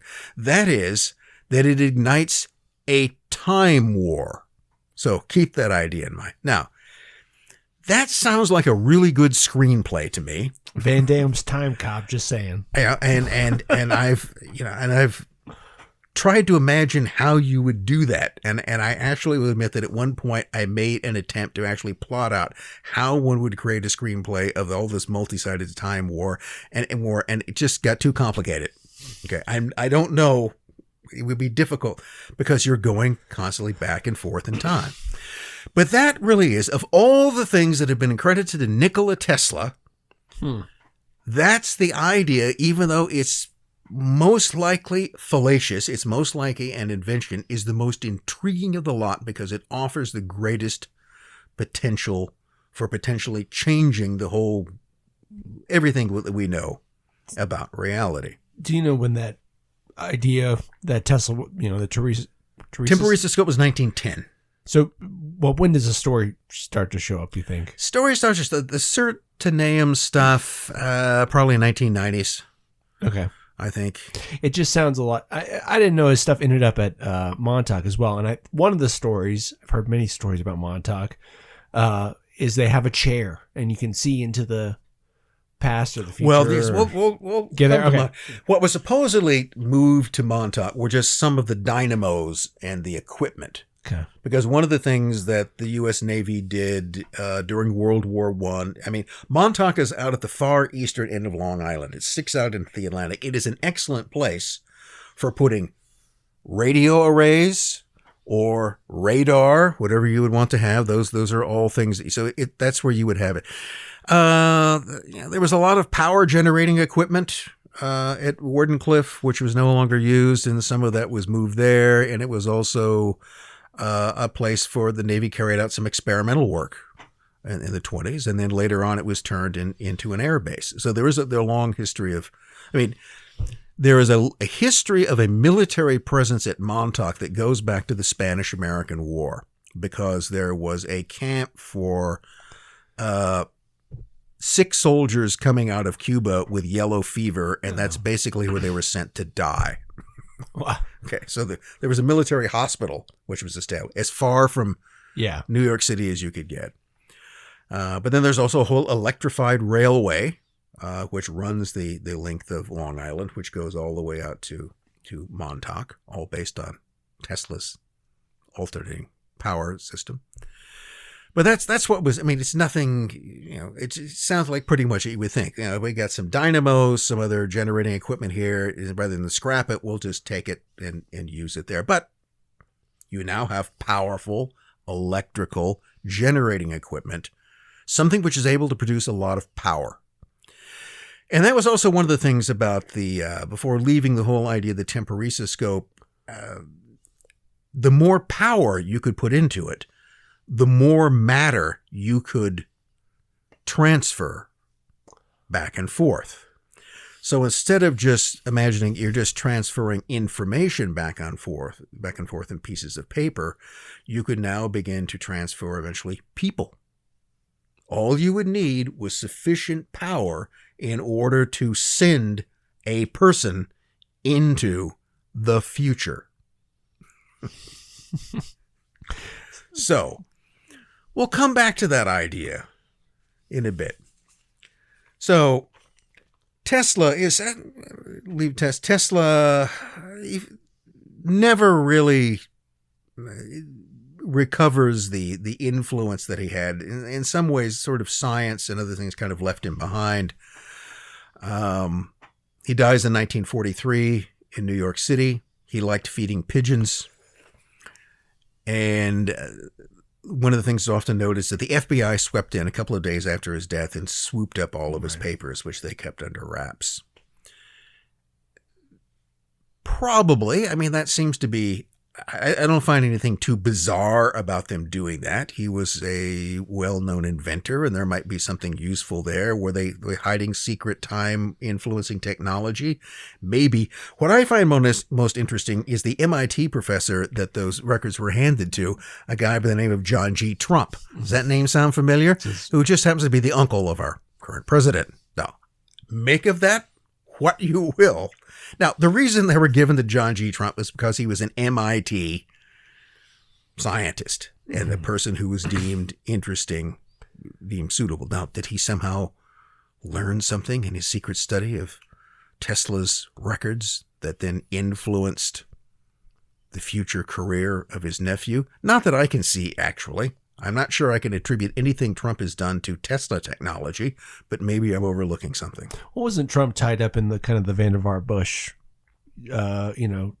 wartime cobbling together the scientific, the whole secret, or some are the whole secret government post World War II, MJ-12 aliens, underground bases, Tesla technology. I'm talking about practical stuff, right? Practical. And so people transpose like, that's exactly what he was looking for. Or it could have been this guy had already done something that was, of military significance. Supposedly the verdict that John Trump gave him most of is that there was a lot of interesting stuff there, but it was undeveloped and a lot of it was outdated. Yeah. That in some way, science, Tesla had a beef with Einsteinian physics. He basically thought it was BS. He was opposed to many of those concepts. Now, since then, Einsteinian physics has essentially become physics, rightly or wrongly, that Einstein won out and is essentially still, if you have to disprove anything, you have to disprove Einstein. That's the way you change reality. Einstein explained to us what reality was. Maybe. You got to believe somebody. But Tesla was increasingly forgotten by that point in time. Now, the interesting thing here, not quite a footnote, we'll bring it in, is that there was a kind of British there was a guy that was sometimes called the English Tesla. And that is a character you probably haven't heard of. He's Harry Grindell Matthews. Some might say Grindell Matthews. I'm going to say Grindell because that's the way it looks to me. And he was born in 1880, lived until 1941. He was also an inventor, kind of self-taught. He also claimed to have invented a death ray, which he continually tried to sell to the British military in the 1920s, without success. He was also very interested in radio telegraphy, the same sort of thing that he was trying to do. He was sort of working in many of the same sort of areas that Tesla was working in. In 1911, he claimed to have invented a functional radio telephone that he called the Aero phone, except it never seems to have worked exactly the way that he intended. In 1914, he won a £25,000, a significant amount of money, prize for inventing these sort of a new kind of anti-Zeppelin weapon. It was supposed to be, he got a £25,000 grant to develop weapons that could be used to defeat Zeppelins or other aerial craft, supposedly by killing their motors and making them fall out of the air or making them explode, because a Zeppelin would still float around without motors. Never actually, he got the money, was never asked to return it, but nothing really came out of that. None of the inventions he came up with were used. And the question by the 1920s about Grindell Matthews as to whether or not he was essentially a con man. And I think the verdict is still a bit open on that. But in 1921, he would claim to have invented the first talking picture. He didn't, but he would claim that it was a picture, and it did feature. It was a send off for Ernest Shackleton on his last Antarctic adventure, and it is short, and there is a kind of voice track to it, but other people had already done that before. So Matthews was one of those people who was willing to claim fantastic things, but very seldom ever actually followed through on those claims. But in 1923, he starts hawking his death ray. And this death ray essentially was, again, a kind of focused energy weapon that could stop engines. And to me, with it, he would specifically say that it would kind of, kill their magnetos, which sounds like an electromagnetic pulse weapon to me. Something which is real. That indeed can happen. And so what he's talking about is feasible. It's not clear that he ever he seems to have invented something that could do that at short range, could stop an engine in the same room. But of course, he's claiming that he can stop planes or ships or armies at distances of miles or even hundreds of miles. And what it basically boils down to is that during the 1920s, he claims that he has this functional death ray. He will not, however, subject it to outside testing. He will never actually demonstrate it. And His Majesty's officials are not going to go for that. Okay, you're going to have to let us look at it, take it apart. Wouldn't do it. At one point, he flees to France and says that I've made a deal with I'm going to sell it to the French government. Okay, if you won't buy it, I'll sell it to them. I think at another point, he comes to the U.S. and claims that he sold it to American investors. In neither case does that turn out to be true.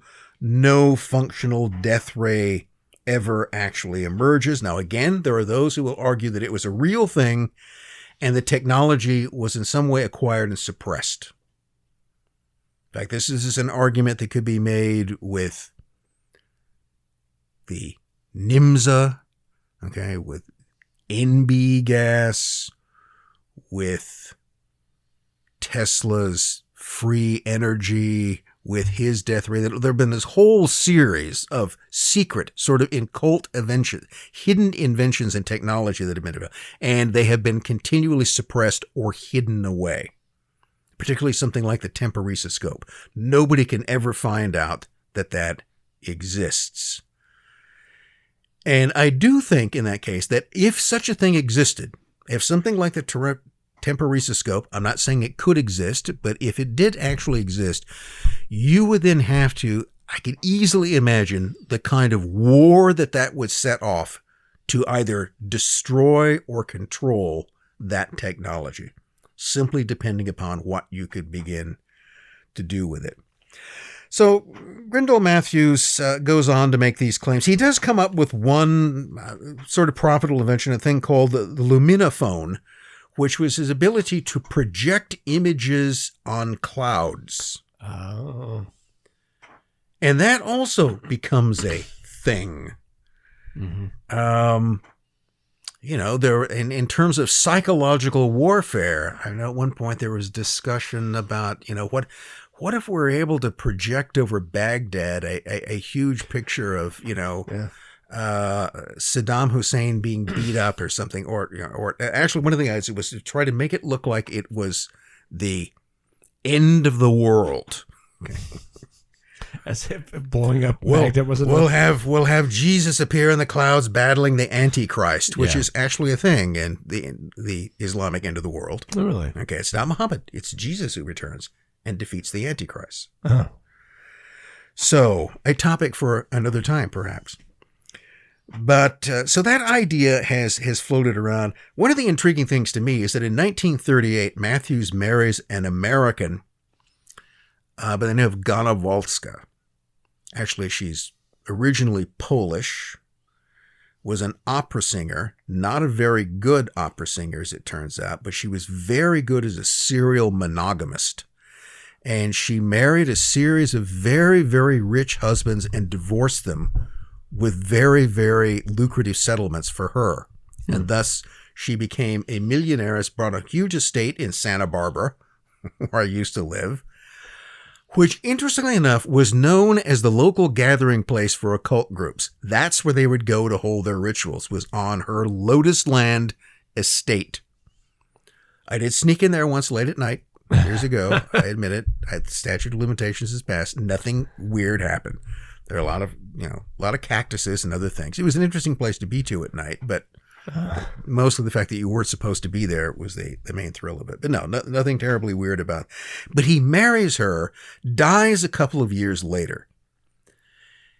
And I find that interesting because she, again, this is kind of a subject I'm going to, is very interesting and a very strange woman. She knew a lot of very interesting and strange people and did interesting and strange things.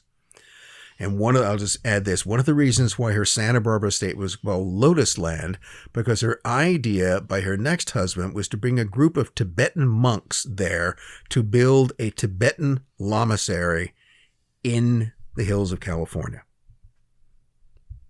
And so she is deeply immersed in occultism of various forms, and that he would end up marrying her is just, how did those two kind of people get together?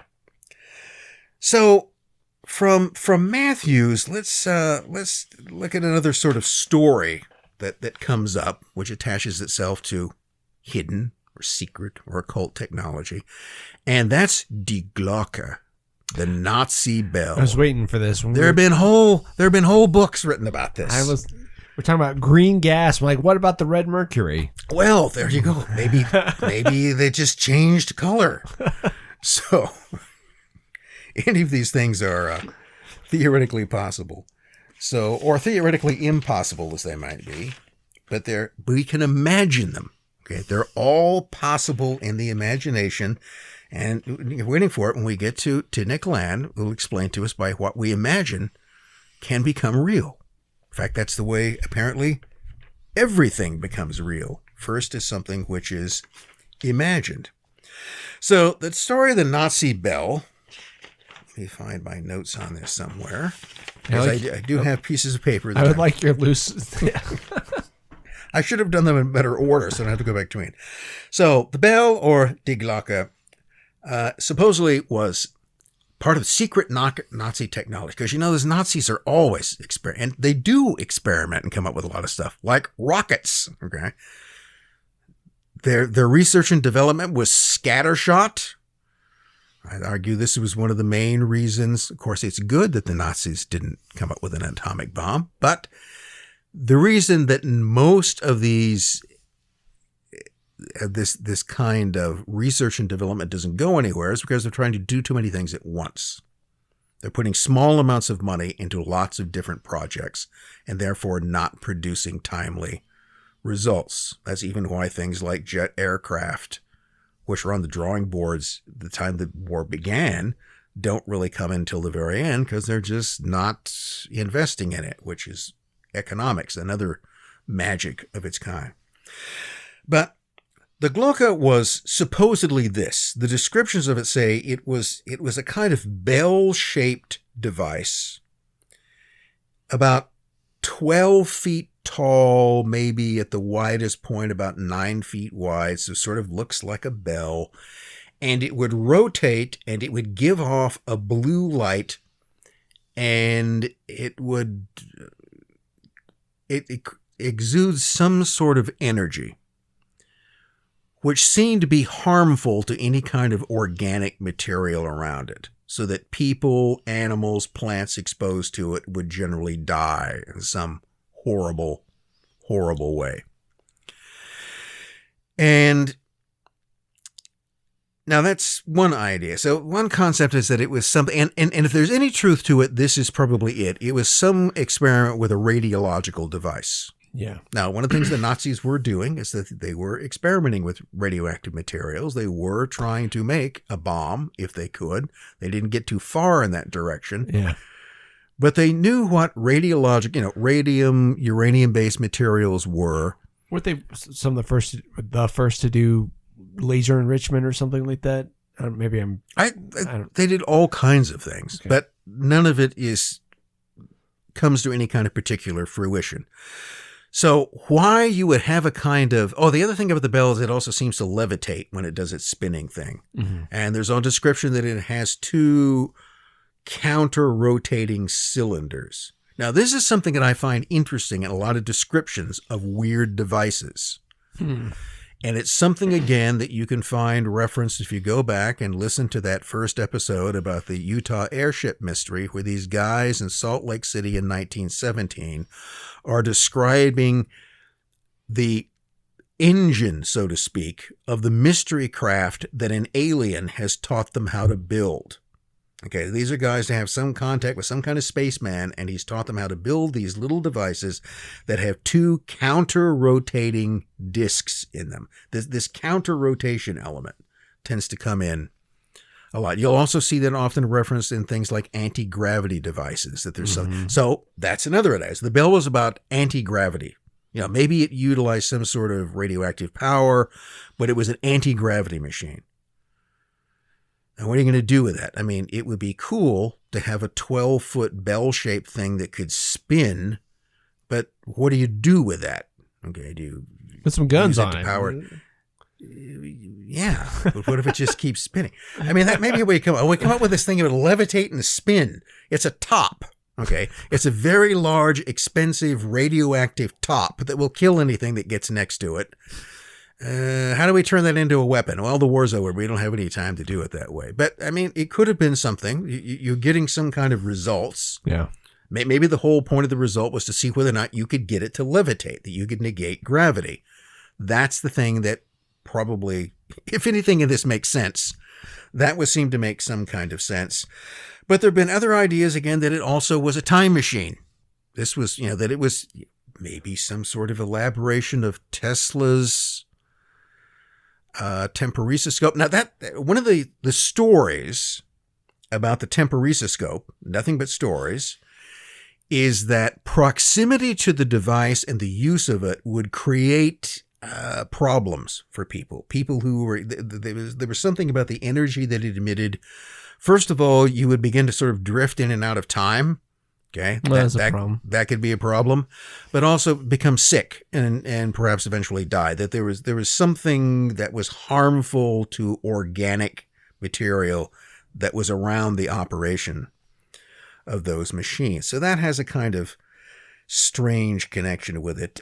There was also some sort of liquid metal that was used that supposedly circulated inside of it. That supposedly had a name, and the name was Serum 525. Now, there are different descriptions. Some say that it was blue. Others say that it was purple. Purple sounds a little bit close to red, which some people have argued, what this is the mystical red mercury. That's what they were doing. Red mercury is some sort of really spooky, occulty, radioactive material. We'll get to red mercury in just a moment. But there is, supposedly there was something called Serum 575, usually described as being purple, which does contain red.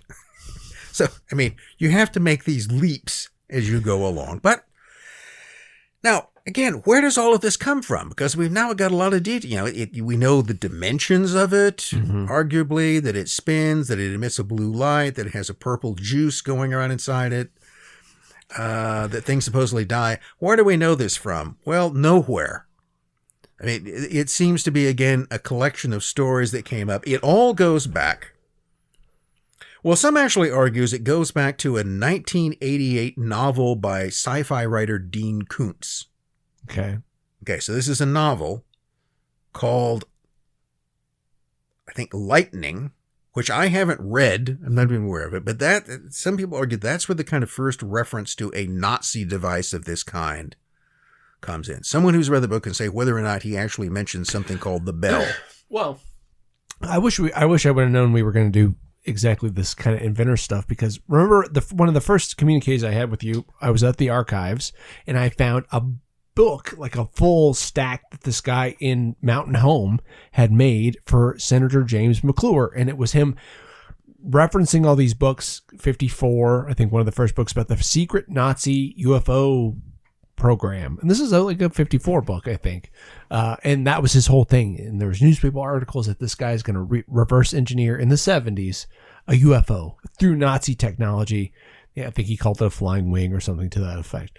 But that's the point I'm trying to say. So the Nazis had a flying wing, wing. But these stories have been around, right? I mean, and they just seem like they're, again, they almost seem like they are in some ways kind of being recycled. I mean, it's now part of our popular history that, yes, the Nazis had UFOs. They may probably have bases in Antarctica. Hitler's down there, revived, having beaten death, riding a dinosaur. That actually appears in a movie. Are you talking, God, what's it called? Not the Wolf. Iron, yeah. I know what you're talking about. Yes. It was on Prime or something. Everybody else will know what we're talking about. Whose name kind of, but first they're on the moon, then they're in Antarctica, Sarah Palin. Anyway, there's Lizard a whole, people. The lizard people. All of this is explained. Hitler becomes a lizard person. So you can see what you can do with this stuff, but so there was a Polish writer by the name of Igor Witkowski. And Igor Witkowski was an independent researcher. There's lots of strange stuff that happened in Poland during World War II. There's a whole story of the Nazi gold train. This is that somewhere under a mountain in Silesia, there's a whole stranded Nazi gold train. It's a whole train and it's full of gold. Maybe the bell is on it too. Some have suggested that. Why? Because if there's a Nazi gold train under a mountain, it has to have the bell on it. Just because that's where all the cool stuff apparently went. No real evidence for any of it, but around 2000, Witkowski writes a book, which is, I think the rough title is sort of Wonder Weapons of the Third Reich. And this is where most of the description of the bell comes from. Now, where did his information come from? He saw documents, former wartime era German documents that described it, that were in the possession of the Polish government. I don't know that anybody else has seen these documents or that they have been authenticated. But he said that there were documents they saw that described this. He then also talked about people from the nearby Gross-Rosen concentration camp that were used as slave labor there. There may well have been something going on. I mean, the Nazis, in particular in this case, the SS as an organization, which was supervising most of this work, was doing experiments in God knows what. They had all kinds of activities which were going on, so that something could have involved anti-gravity, certainly that it could have involved radioactive materials, that it could have been, time travel. What is it they couldn't have been trying to do? Again, the fact that somebody fails to achieve those results doesn't mean they didn't try to do it in that case. So I think there's probably something to the story, but then it gets elaborated beyond what I think the actual evidence would pan out. I think the story, it has now become, well, I would say hyperstitional, and I'll get around to that word later. It has become a fable, which is then sort of talked into reality, where now it becomes part of the whole story.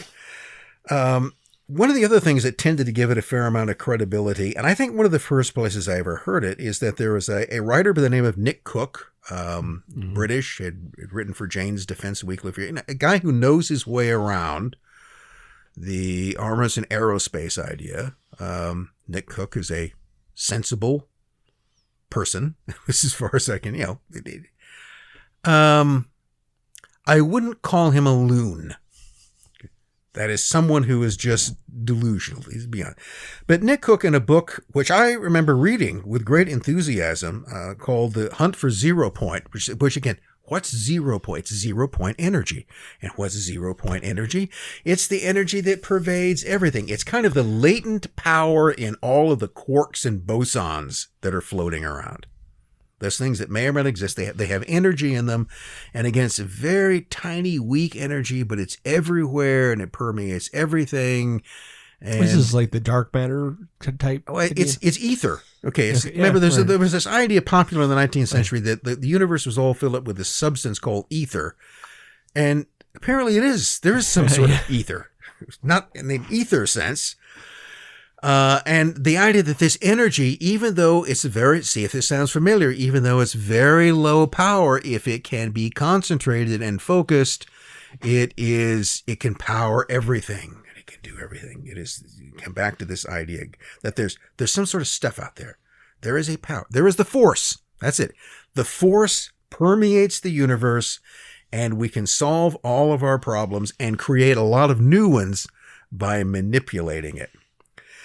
And it was Nick Cook's book that probably did more to promote this idea. And it did indeed sound interesting. And I think there could be something to it. But mostly it's a story which, again, traces back to one person who doesn't seem, as far as I can tell, any other kind of evidence to back this up. It does make a damn good story, which is why it's so persistent. They didn't do a fair amount. I mean, I've only watched interviews with him or about him and about the book. And he sounds like a journalist. You know, I mean, he is. Mm-hmm. So he did his due diligence, and it seemed like his references were, you know, defense contractors and other documents, things that you would say, you know, historians do is go pull documents and things of that nature. But then interviews, right, which oral histories or oral interviews can be. Well, I think there are, and I may be, I think Joseph Farrell also takes the existence of the bell as an incontrovertible fact. Yeah. It's something of this kind, and they go from there. And, you know, I just wouldn't push it that far. I'm not sure it's an incontrovertible fact, and if it does exist, it's even less certain as to what it is. But the key takeaway from this, if there is one, is that there's a lot of stuff that has been developed, at least experimented with, maybe even to some degree perfected, that we don't know about. Not everything, for one reason or another, comes into fruition. I mean, Tesla, let's say, is an example of someone who probably had all kinds of very interesting ideas that may or may not have panned out. But the reason we don't know that is that he never got the money invested in them to see. We simply don't know whether those things would work. In other cases, there could be things that worked, say, like a Temporiscope. I just use that as an extreme example, that if it came into being would be so threatening, but also so compelling that it would also have to be disguised in some ways. So the Nazis were experimenting with all kinds of weird stuff, and some of it worked and some of it didn't, and the story of the bell is rooted in that in some way, but what it was about is anyone's guess. Here's the most interesting bell story I've ever heard. This is a story. The SS officer who controlled many of the secret SS technological programs was an interesting guy, and not interesting in a good way, named Hans Kammler. Hans Kammler is one of the great disappearing acts at the end of World War II. He just disappeared. There is I would say, a thoroughly BS story about him being killed in Prague. He's just never found. He would have been a very high-level war criminal, but he is never discovered. Now, two versions of this story. One is a simple one, that Hans Kammler did what a lot of other Nazi people involved in technology did. He bought his way out with the Western Allies, or maybe it was the Russians, by selling them what he knew. He had all kinds of secrets. Maybe the bell. Who knows? Maybe he had a Temporiscope hidden away somewhere. And that was his bargaining chip to disappear. That strikes me as, considering a thing called Operation Paperclip, in which literally hundreds of former technical people like von Braun and others were, essentially sheep dipped into coming into the U.S. Their pasts were overlooked. They were engaged. We're not too interested in what you was during those years, but now you're working for us. It doesn't strike me as impossible at all. Hans Kammler also is one of those characters that, because he was so notorious, that you would have to cover up his entire existence. You simply couldn't claim that I was skiing in Switzerland during the war and I didn't know what was going on. The most fantastic one, though, is that Hans Kammler did, in fact, have some sort of time machine. And then what he did is, at the end of the war, he got into it and he went somewhere else. He transported himself into the past or into the future. Unlikely, but again, damn good story. So next up is another eccentric inventor, Wilhelm Reich. Okay, and Wilhelm Reich, he's basically a psychoanalyst. He worked with Freud. He has a distinction. At the age of 23, he was admitted to the Vienna Psychoanalytic Society. So he had met Freud, Jung, connected with him, he also was a communist. Became a communist in the 20s, never entirely reputed that. He became less and less political. He'd kick around to various, when the Nazis came to power, he went to Austria. Then he eventually was in Norway for a while. Then eventually, I think in 1939, comes to the U.S. And is probably best noted for two things after he comes. First of all, he establishes a kind of lab or research base in Maine. He created his own little town, which he would eventually name Organon. I'm not sure Organon, Maine is there anymore, but that was his place.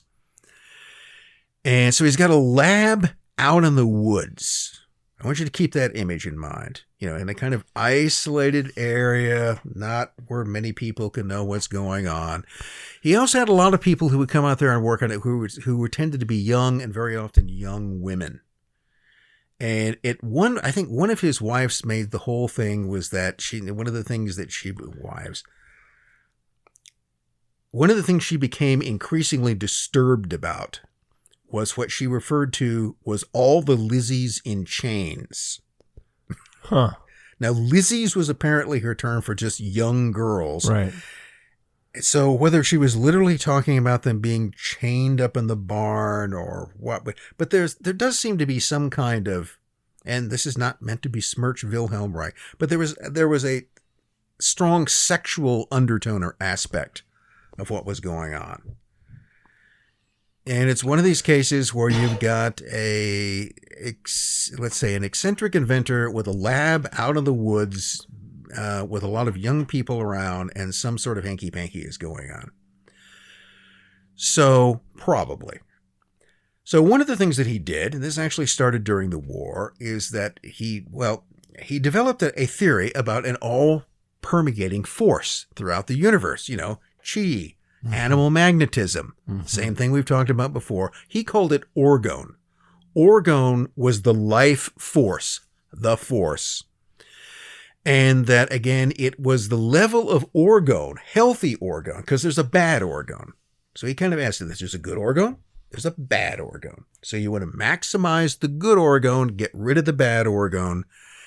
And he developed devices that could supposedly do this. And if you were ill, this begins to sound a lot like Mesmer. It's because, your chi was out of whack, your energy was out of whack, and you needed more orgone. That was your problem.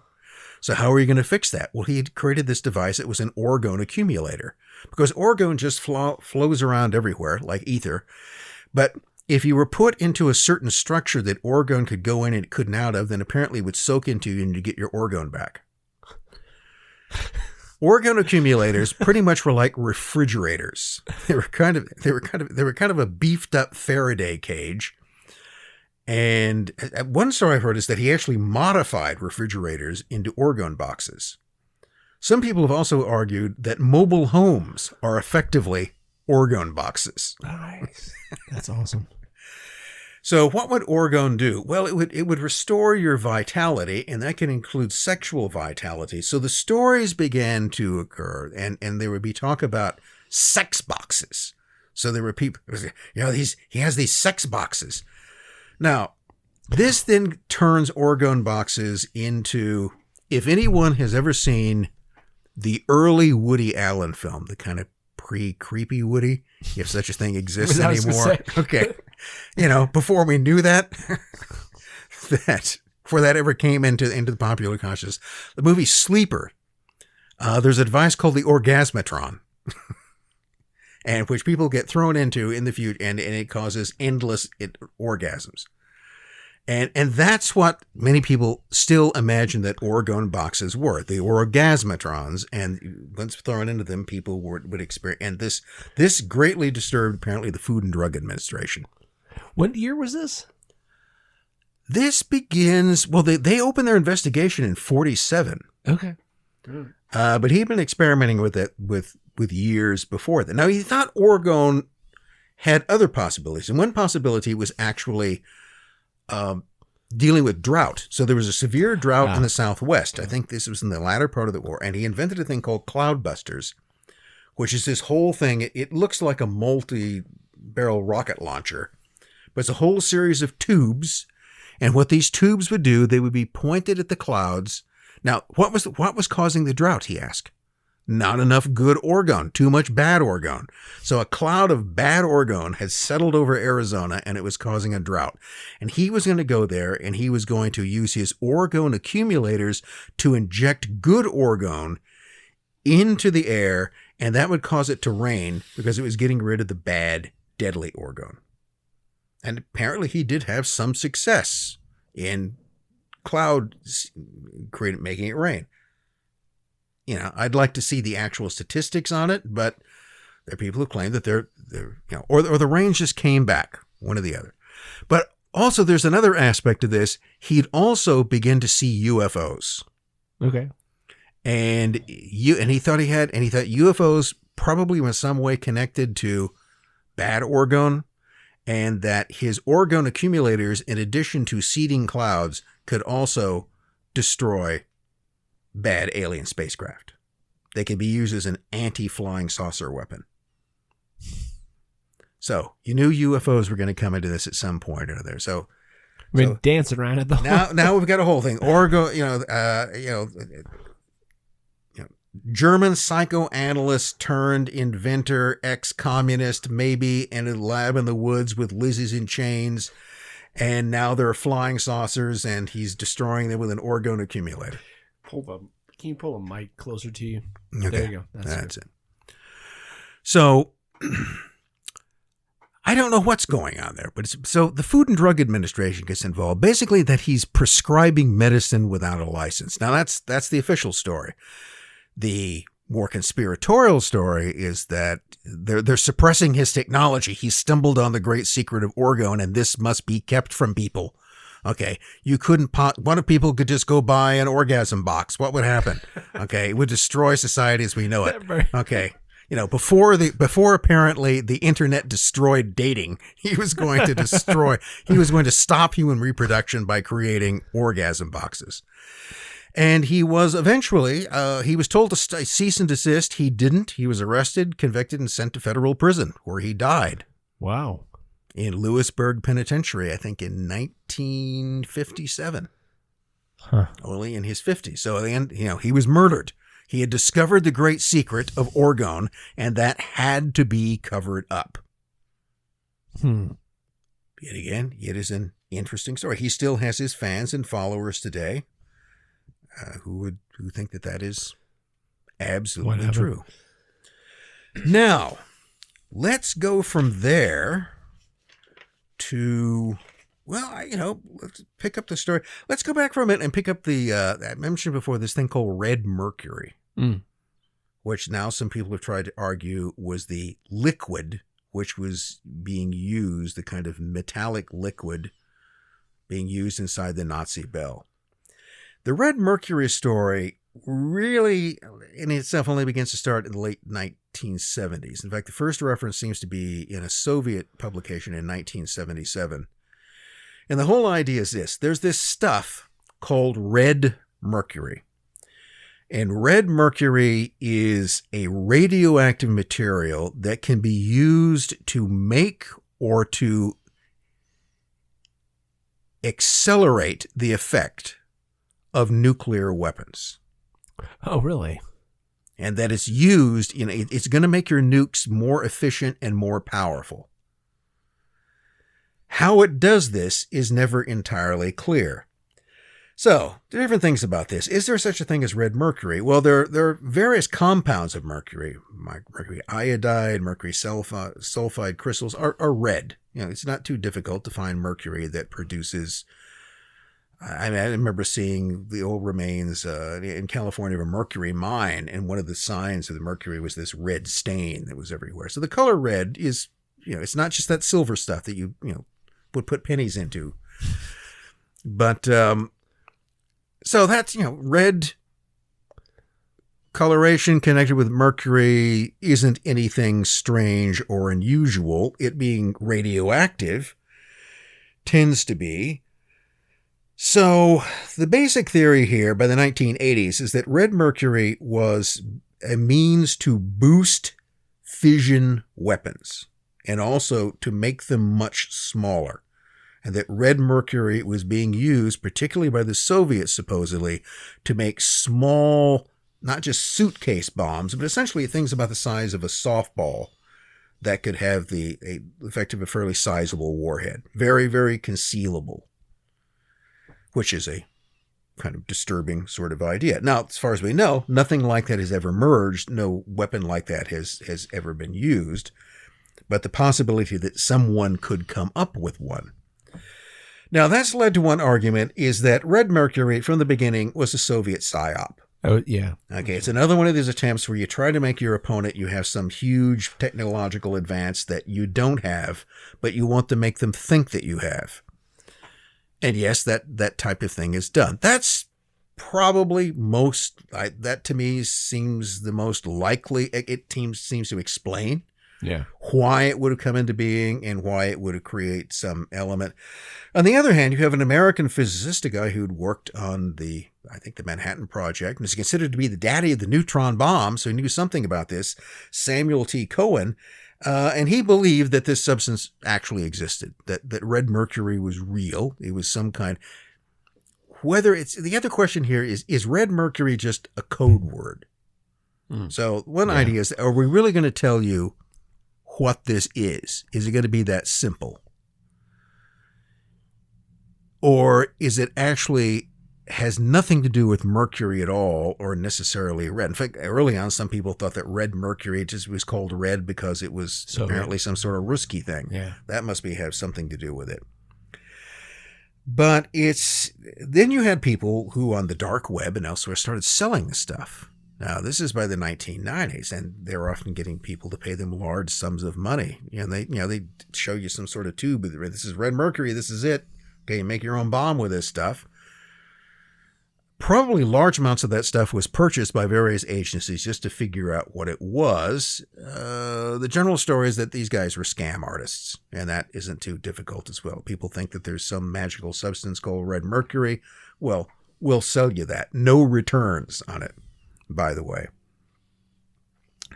So, by the way, one form of mercury which is reddish, which is very explosive, is fulminate of mercury fulminate, the same stuff that blew up Jack Parsons. Oh.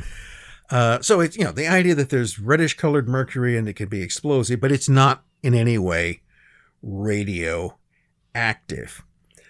By the 1990s and by 2000, you're beginning to get ideas that this is a way of not just maybe just creating, but of speeding up the process of purifying uranium. Now think who that would be interesting to. Anybody who wants to develop their own nuclear weapons, if you could speed up the whole kinds of. So red mercury seems to do all kinds of things in some way enhancing nuclear reactions in weapons, but it's never clear exactly what that was. And it's probably unlikely you're going to have something that would do all of those things.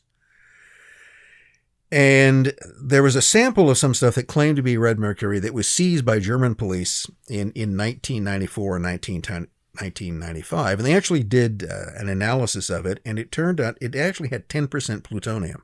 Huh. But the rest of it was and 60% of it was mercury.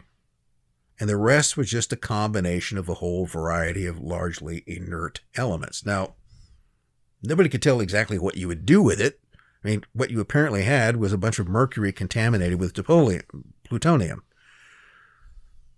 What does that do? Well, maybe that was the real thing. Maybe it wasn't. But here again, we got red mercury. As we've seen with so many, does it actually exist? Yeah. If it does exist, what is it? I mean, it's like the bell. The bell supposedly exists, and it does that. It's an anti-gravity device, or it's a time machine, or it's maybe something else which accelerates nuclear reactions. It's a thing that does something. That's about the most you can say. And red mercury is a stuff that does something.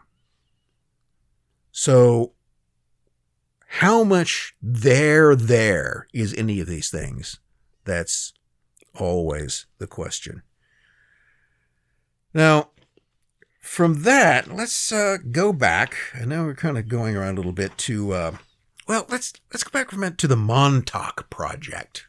Remember we said that, some of Tesla's material, at least dynamos ended up out at Montauk.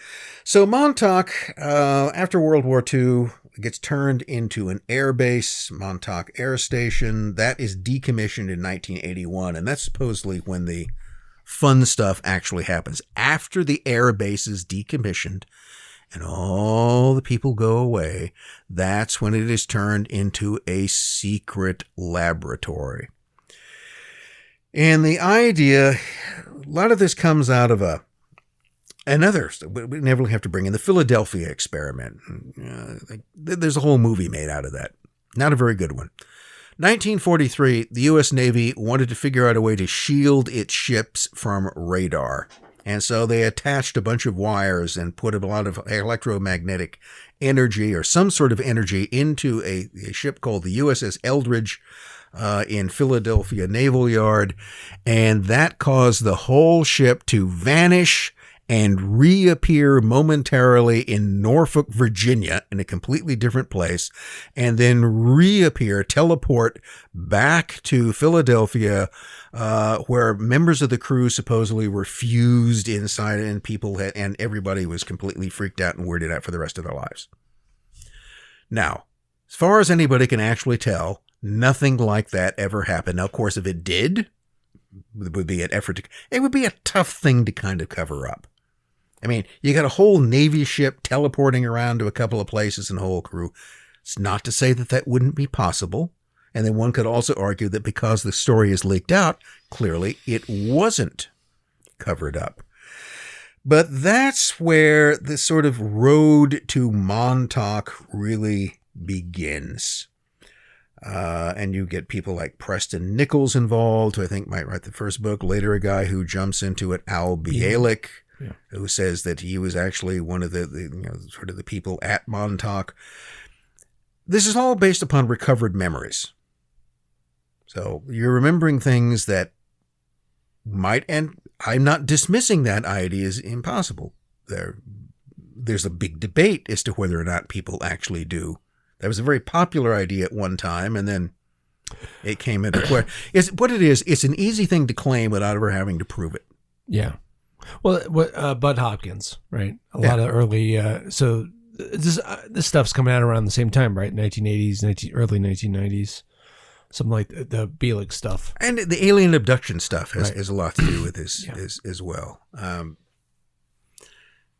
And this again isn't to dismiss blanketly the reality of any of these things, but it's simply fair to say that it is as easy for someone in that case to tell a true story as it is to just tell a lie, to make something up.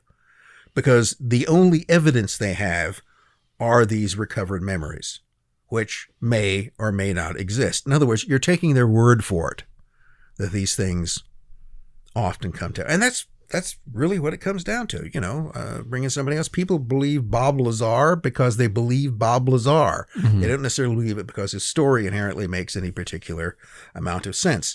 And you believe Preston Nichols or Al Bialik because you just decide that you're going to believe them with that particular story. But just note that that's what you're believing in. You don't have anything else it's Charles Dellschau all over again. You either believe that Charles Dellschau is onto something, or you think that he was just kind of making it up. But the interesting thing about the Montauk Project is that what it supposedly evolved and what was going on in the 1980s was a series of almost sort of like MK Ultra-like testing in which particularly young children were abducted. Is that a familiar ring to it?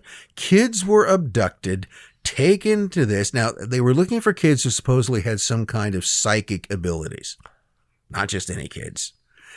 And you bring them there, and eventually there's a thing called the Montauk chair, which was another sort of accelerator. It would enhance, placed in the chair, probably with some sort of helmet on your head, it would enhance psychic abilities, and then you could use these kids with their greatly amplified psychic abilities through the application of some kind of energy to open extra-dimensional portals.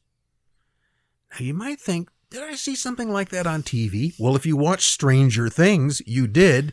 And that's because Stranger Things was borrowed from the whole Montauk story. They wanted to call it Montauk. Yeah, that was going to be but that's where they got the whole. So you notice what has happened here. A story has now been made manifest. You actually see these things by being adapted for television in which millions of people see it. And then being told that there's some sort of basis for this, it becomes real in a particular way. You could now, it's been acted out. So how much is there to what Montauk? Who knows?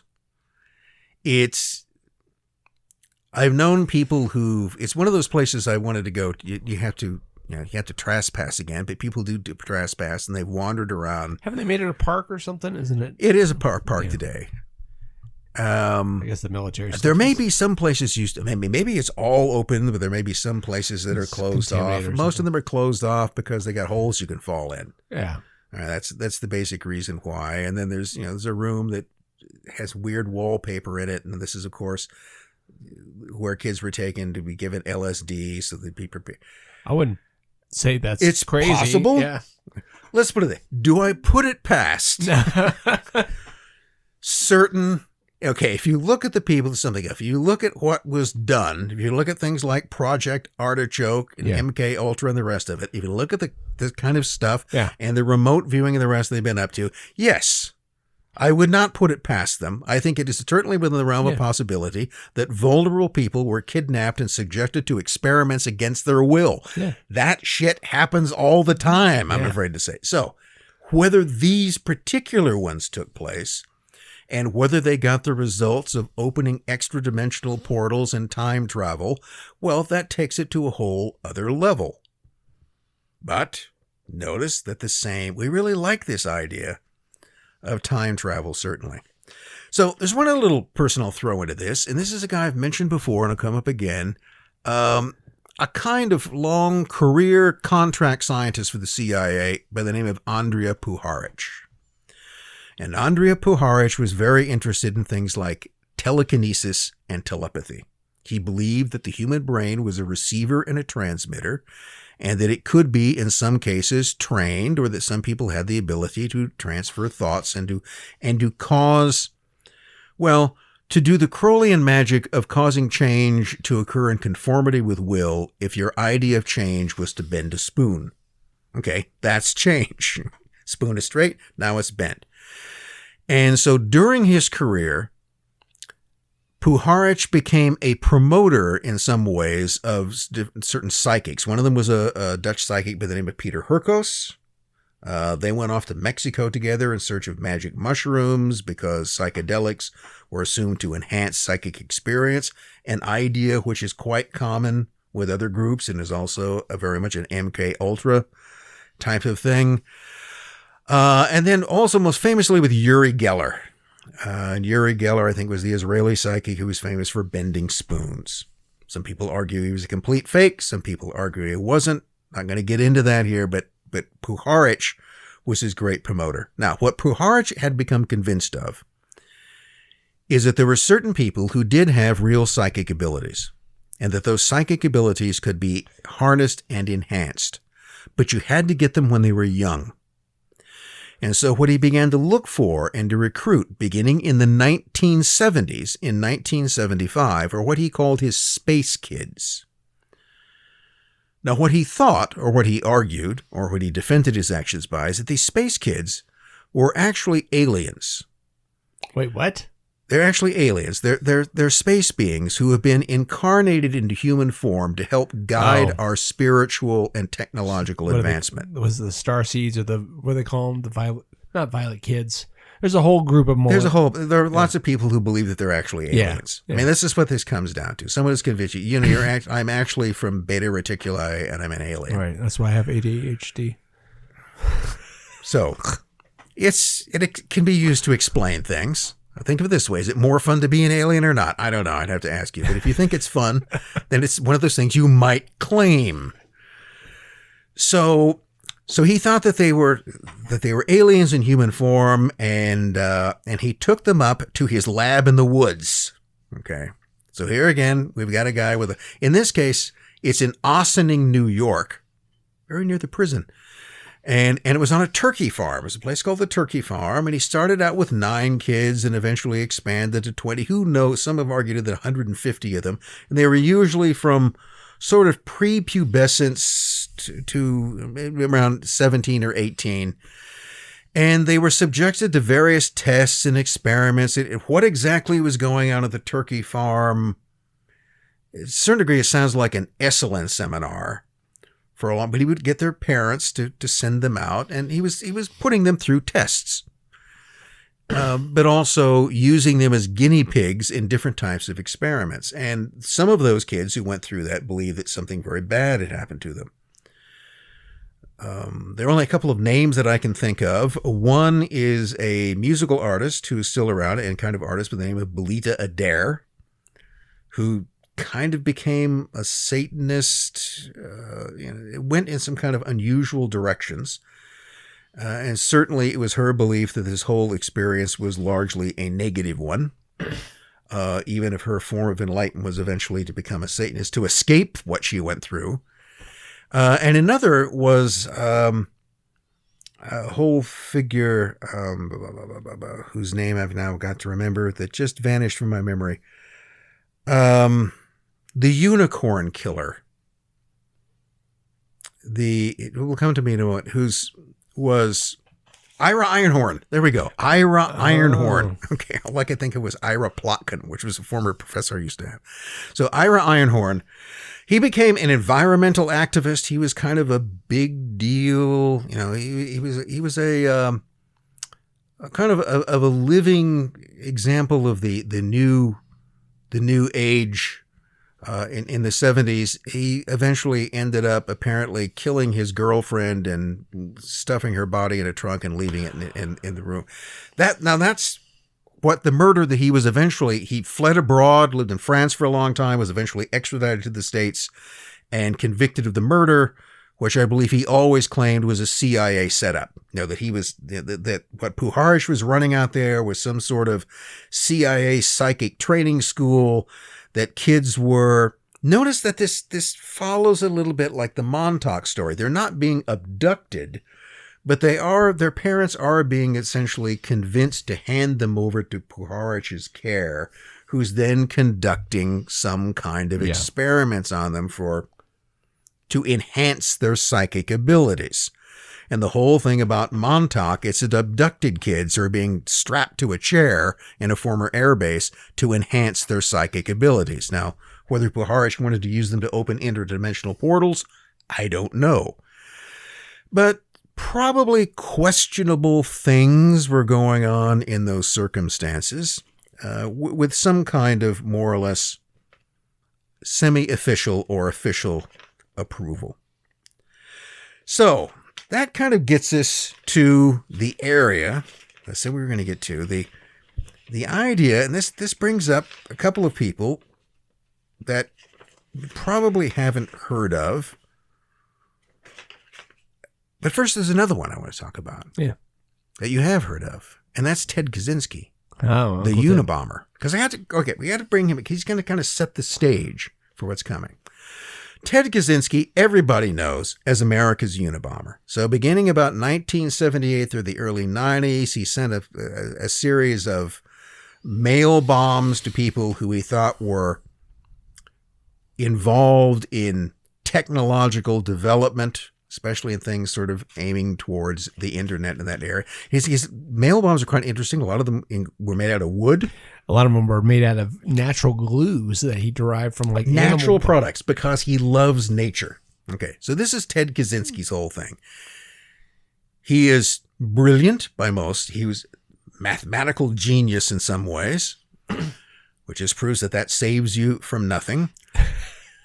Who became convinced that technology and sort of the capitalist development of technology was the worst thing that had ever happened to people, that the Industrial Revolution was all a terrible idea because it was creating an unsustainable hellhole into which humanity was falling and it had to be stopped. Mm-hmm.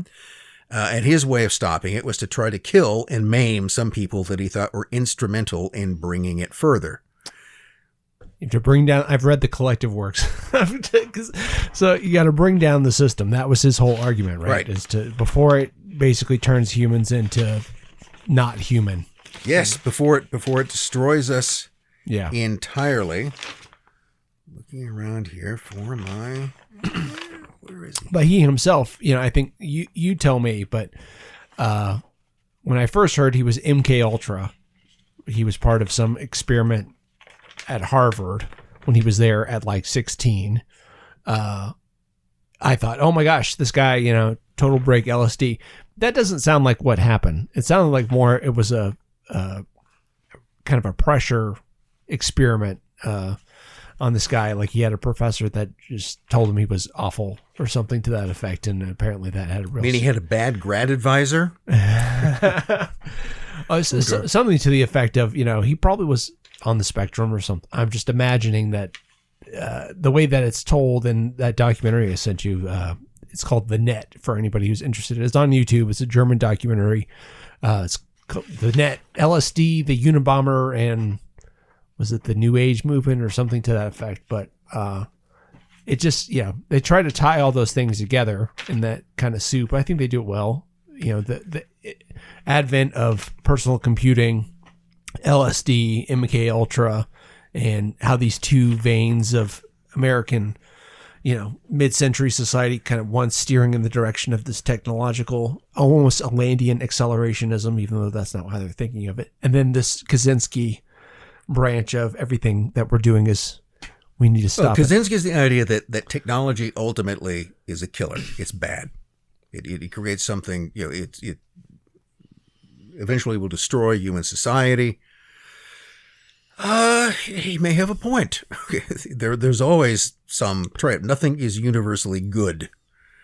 Now, the simple explanation of Ted Kaczynski is that he was mentally ill. Okay, he'd always been mentally ill to some degree. That may have been linked to the fact that he was good at math.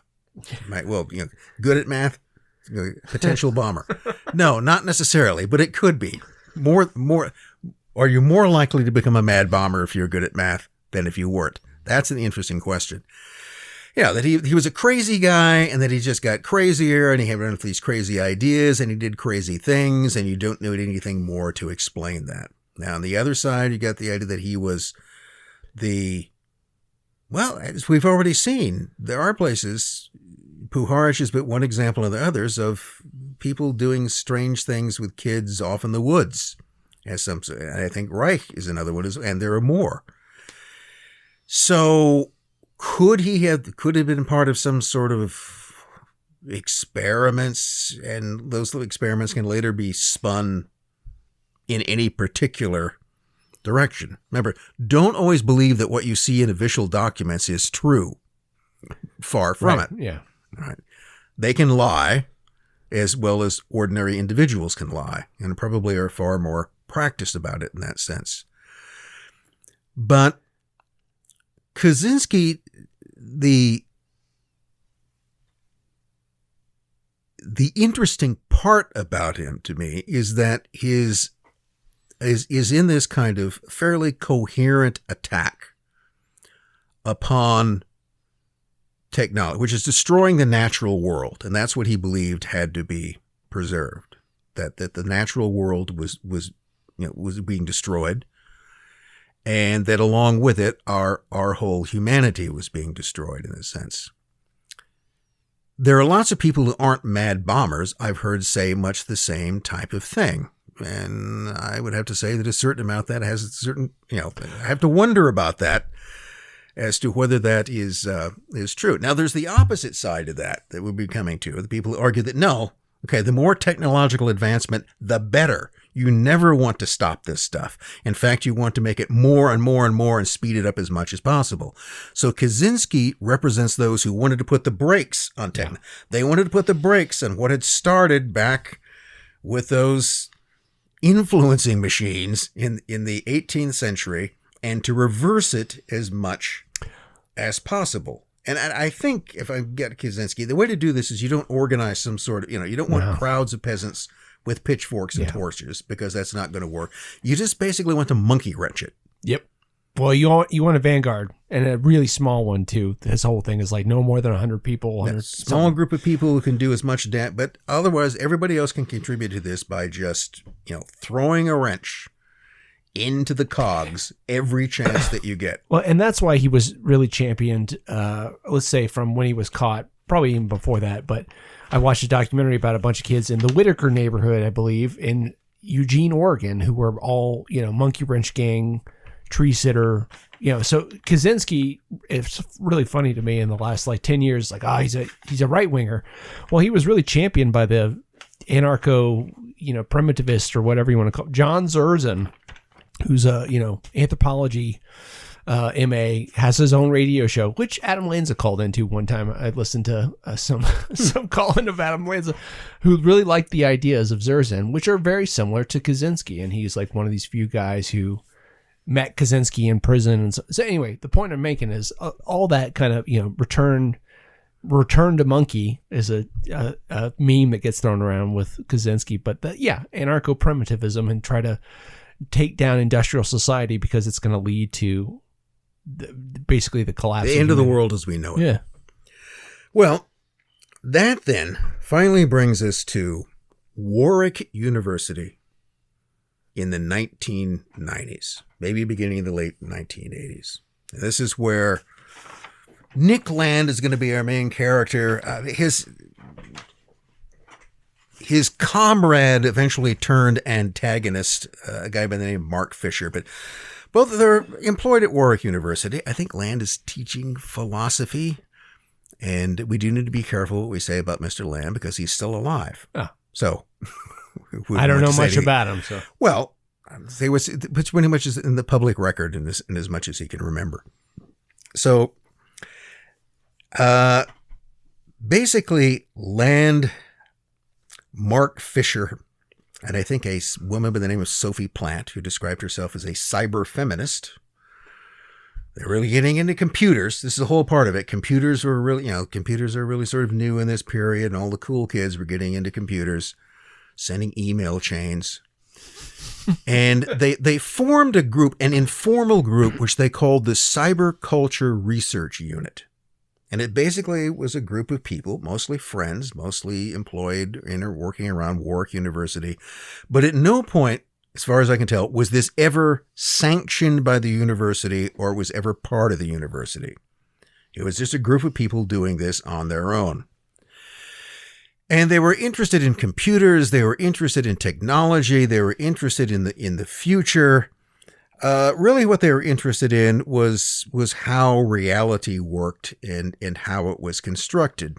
Now, this process went on for about a decade before it all began to fall apart.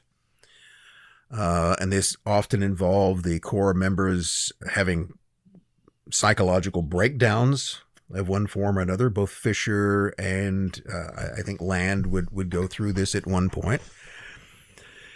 The other thing which was a part of this were drugs, particularly psychedelics, and of which Land was said to be an avid consumer, as were others.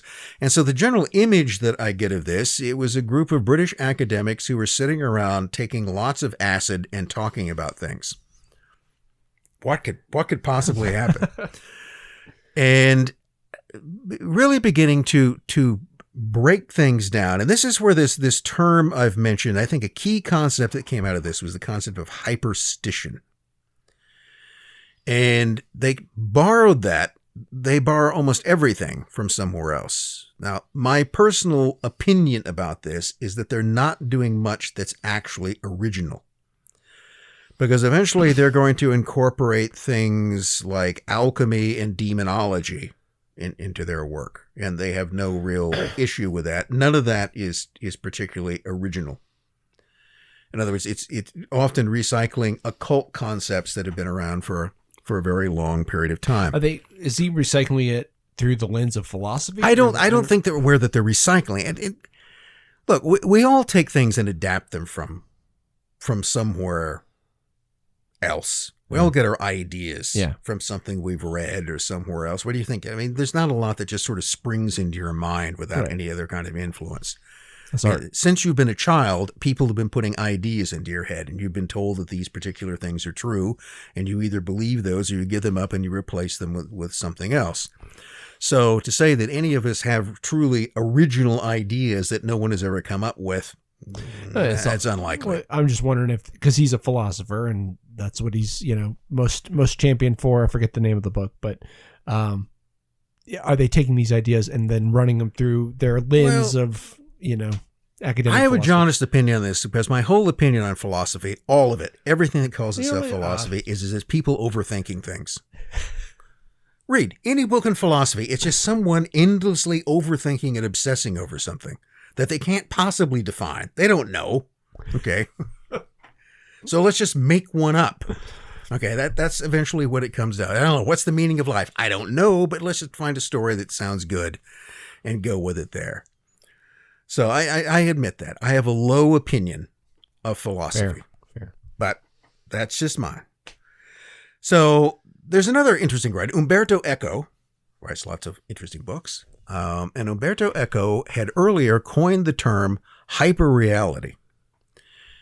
And I remember reading his books, like Journeys into Hyperreality. And hyperreality was the concept that there's sort of real reality, and then there's the hyperreality or the super reality created over that. Here's a good example.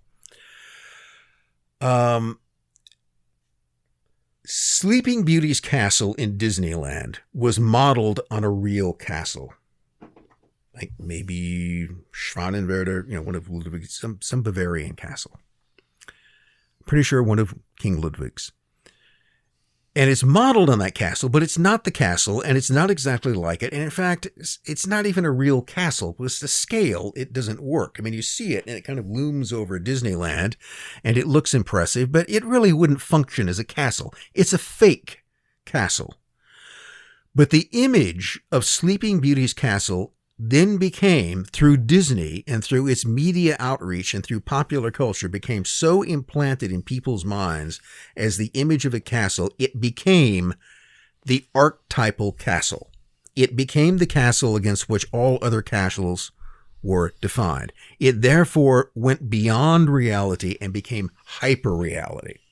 Something that isn't actually real. In other words, something that was not built as a functional castle, never functioned as a castle, is an imitation of a castle, becomes the defining form of the castle. All others get compared to it. So hyperstition, as I understand it, and, this is that there are ideas. Hyperstition is somewhat like memes. Okay, the idea, you take this kind of infectious image or this infectious idea, and that will then spread very rapidly from one mind to another, and it will then become the image of something. It will become the thing. It will become real.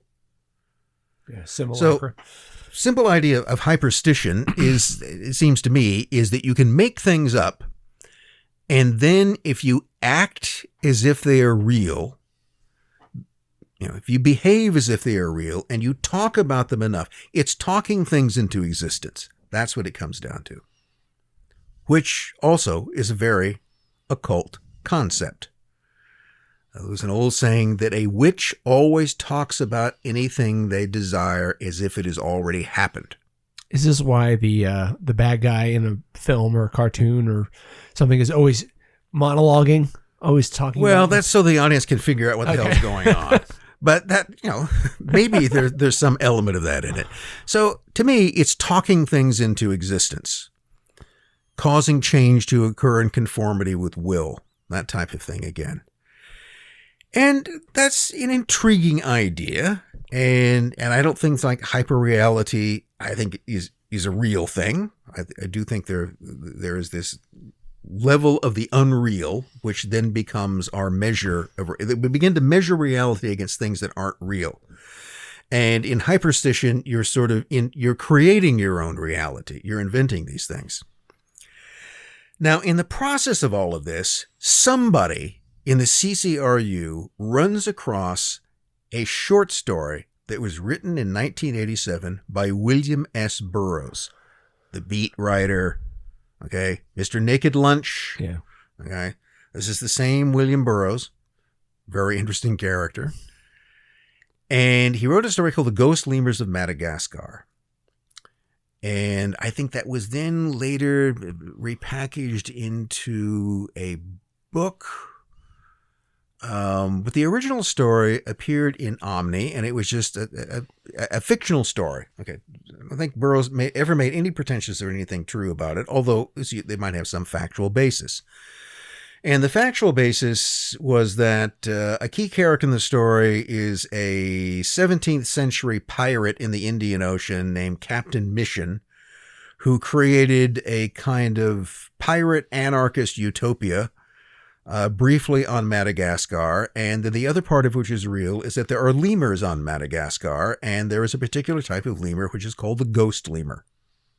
Those are real. They're not ghosts.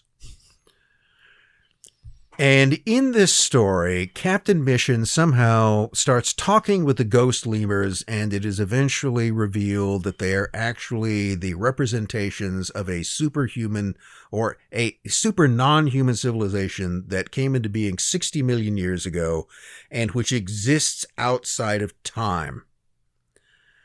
So, in essence, these beings, which get called excuse me,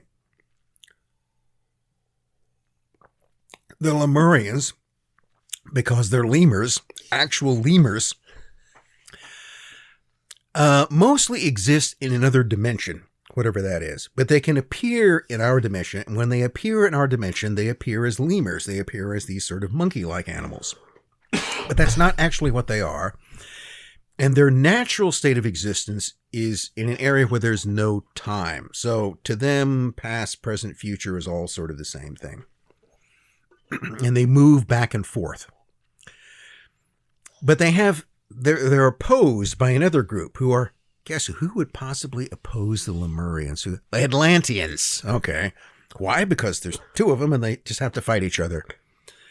And it's like we have red ants and black ants, so we'll put them in a jar to fight each other. So the Lemurians have basically defeated, more or less, the Lemurians in a time war. So, the Lemurians have a whole system of existence, a kind of magical scientific system, if you want to think of that, which is based on the number 9. And whereas the Atlanteans have another system which is based on what number? What could it be? 10. Now, the difference between them is that by basing reality on 10, the Atlanteans turned time into one direction. They created linear time. And they created linear time as a kind of prison. That basically is their matrix. Linear time that only goes in one direction and which in all of the phenomenal existence is trapped, which we're part of. It's this river that we're in and we can't escape. But real time doesn't just flow in one direction. It flows in all directions. And that's what the 9 system controlled by the lemurs actually does. But it's apparently too anarchic for the, tight-assed Atlanteans who have their number 10 system. Does this make any sense? I don't know. But that's the whole and everything has been now the numbers, the magical numbers in this 9 system are 3, 6, and 9. Oh. The same numbers, of course, that Tesla thought were the keys, the keys to all the formulas you could come up. The keys to the universe were in 3, 6, and 9. Now, is that who they got it from? They could have. Or did they come up with this independently? Now, the other thing, remember, is that they're basing this whole thing, this whole concept of time wars, on a fictional short story written by Burroughs. They acknowledge that. So how do you judge? Well, that's where Hyperstition comes in. You've got this story. You kind of like the story. You can work with the story. You can expand it. And so this will become your reality. This now becomes true. I'll give you another example of where this comes, what I think it's either a parallel example or it's a direct heir to it. The American horror writer H.P. Lovecraft invented all kinds of fictional characters. H.P. Lovecraft himself viewed himself, he was not into mysticism at all, as far as I've been able to. Wasn't he like super Catholic or something? No, he was a strict materialist. Okay, that's what, he was essentially narrow-minded. He grew up in that. Anyway, he had lots of strange ideas, but he was creative, but a narrow-minded individual, I'd argue. And so he really wasn't interested in that type of thing. But one of the things he invented was a grimoire, a book, a spell book called the Necronomicon. People really like that name. And it has a whole backstory to it that is fictional. Okay. H.P. Lovecraft made that up. But there were people, even when Lovecraft was alive, who were so fixated that his whole story about ancient gods and Cthulhu and the Necronomicon was so cool that it just had to be true. And as early as 1932, he got letters from at least one fan going, you've actually tapped into a greater reality. You're channeling this stuff and you don't even realize it. I don't know. Maybe. That's kind of a weak maybe, but who's to say that isn't possible? But people saw this and they liked it and it became real to them. What you're writing about is real. Then when you get to the 1970s, there were a group of Lovecraft fans and occultists in New York, and they decided to write, and I think it was a kind of a group effort, a thing called the Simon Necronomicon, because the author is called Simon. I think it's one person to group. So there is no Necronomicon, so we will create one. We will write a fictional book into existence. It will be a book of spells based upon Sumerian mythology, and then other people will take that and they will work those spells and they will get results. And there are people who absolutely claim that they do, that even though it is a 1970s grimoire created on the basis of a book which was an invention, that it nevertheless works because you believe it works. That maybe is one of the best examples, I think, of hyperstition I can commit to. So what the CCRU doing is sort of expanding on this idea. So that's a part of it. And then you got to add, remember, lots of acid and other psychedelics into this. I think maybe these things are working together. And then it gets into this whole idea, well, where's the future going? Where are we coming out of this? And that gets us to accelerationism. So the thing that Land's name and others in the CCRU probably most connected to is this concept of accelerationism. So technology is changing. It's eventually going to lead towards towards the singularity. Artificial intelligence will exceed. It will just keep improving and improving and improving. So eventually it will create a superintelligence, and a superintelligence which is so all-knowing and all-capable that will be able to solve all problems if they're in any way soluble. What they're actually talking about is that you'll create your own God. You will create a super being, which will now rule the universe. There's AI religions probably set up for tax purposes by, established by people who were in Silicon Valley fairly recently. The Ray Kurzweil, there's a documentary out there from the Kurzweil, thank you, from the mid 2000s. It's he's not creepy. His ideas feel a little creepy, similar to your resurrecting the cosmicist idea of resurrecting people from the dead. He had basically built a computer to resurrect his father and make this kind of simulacrum of his his own father. So anyway, that's the singularity in his mind, is like we're going to be able to transcend again death. The human.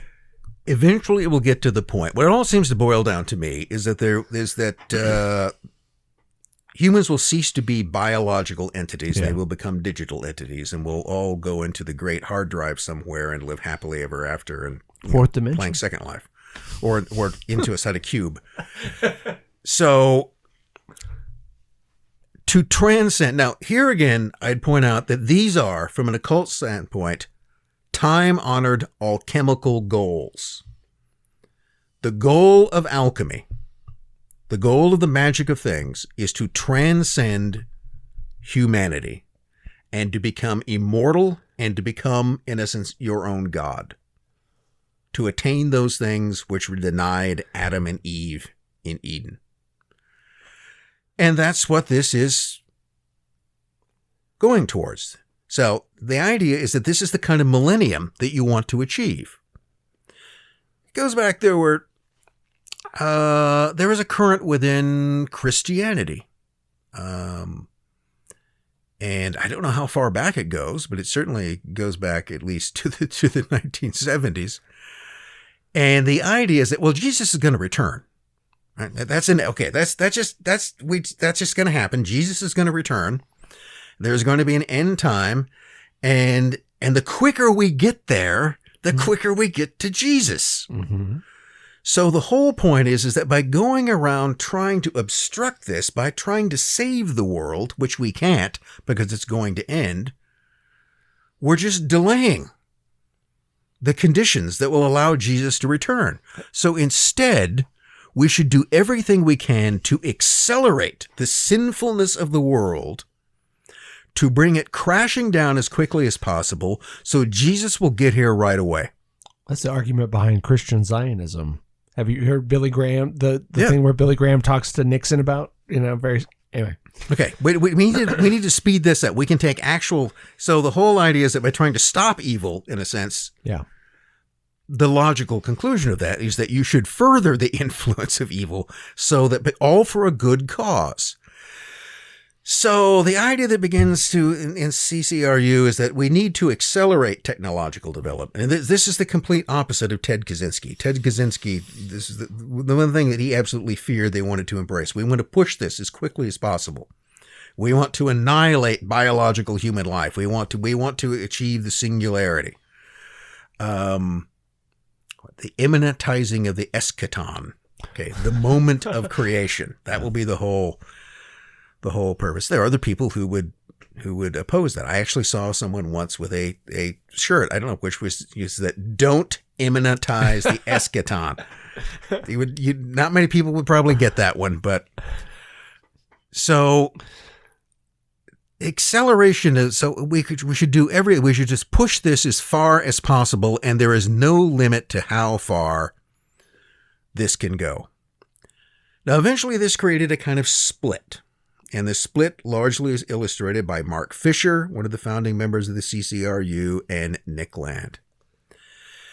Fisher eventually came to despair the idea of technology as a panacea, and in particular as capitalism as the main, he wrote what we call capitalist realism.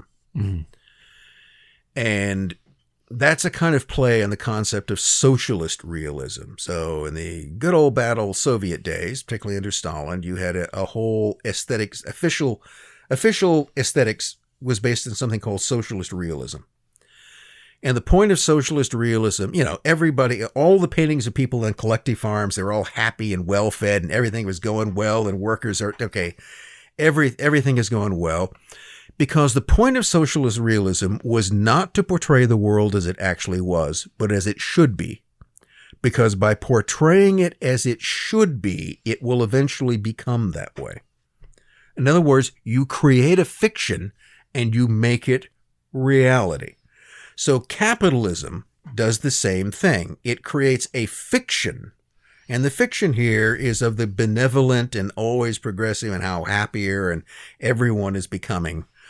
under capitalism, which it does through advertising and through consumption. But what Fisher eventually decided is that what capitalism does is it simply commoditizes everything. It reduces everything down to a commodity. Sex becomes a commodity. Life itself becomes a commodity, which maybe it was to begin with. And that then just sort of continues. That's the ultimate form of exploitation, when everything becomes a commodity. A case in point, the commodification, there we go, of education. So one of the things that happened, this is one of the questions that people now ask themselves, especially, people like you or I who've spent a lot of our time around higher educational institutions, is what the hell happened to it? Okay, what's going on? When did everything become about money?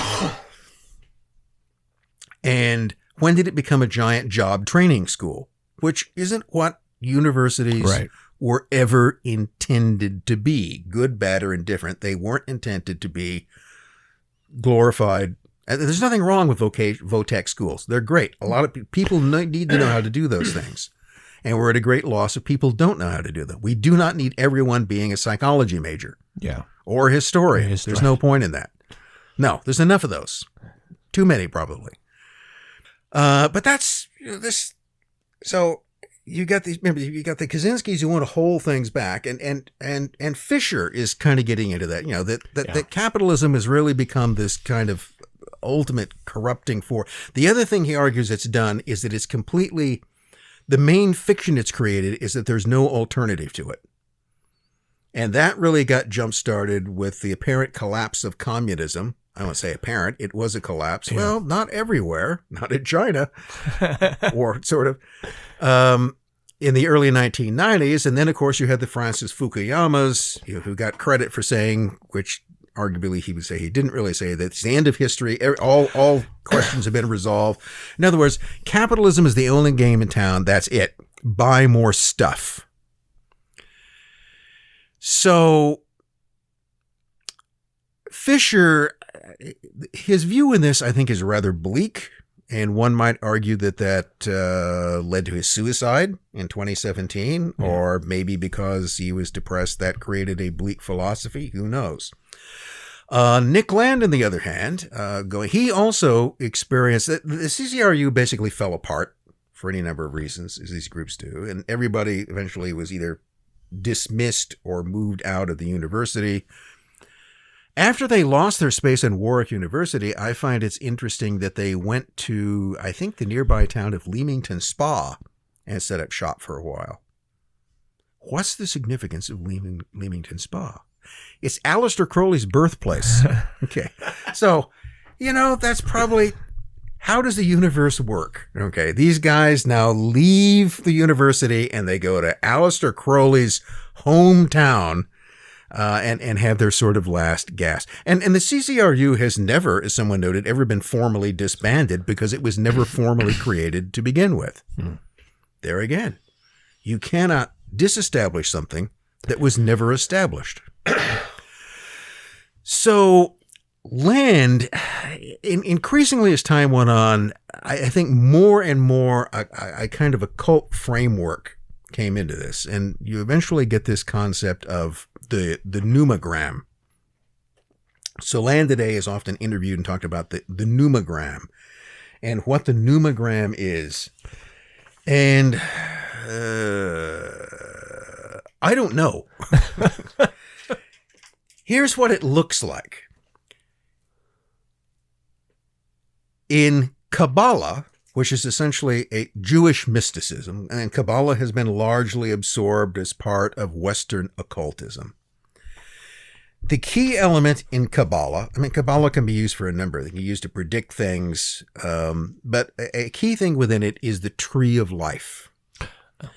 And the tree of life, someone would have to Google and look at it. It's a kind of diagram, and it basically are 10 circles is what you'll see. And they're all connected by lines going back and forth. It's a kind of grid. And the centers of this grid are these circles, and each of these circles has a name. And the one at the top is called Keter, the crown, and the one at the bottom is called Malkuth. I'm not going to go through the whole element. But all of these represent, there's Chakma, which is wisdom, beauty, truth. This is a diagram which is meant to illustrate the crown, or Keter, is God. It's the kind of universal force. And all of these, the rest of them, are the emanations, which culminate in Malkuth at the bottom, which is creation. So Malkuth is the physical world, and above it are all these series of emanations of different ideas. The male and the female is part of it. In some way, sort of good and evil, the balances, and this all emanates from the Godhead, or Keter. So it's a diagram. It's a way to sort of contemplate the universe as broken down, and in each of these circles, or each of these points, is called a Sephirot, or Sephira, collectively.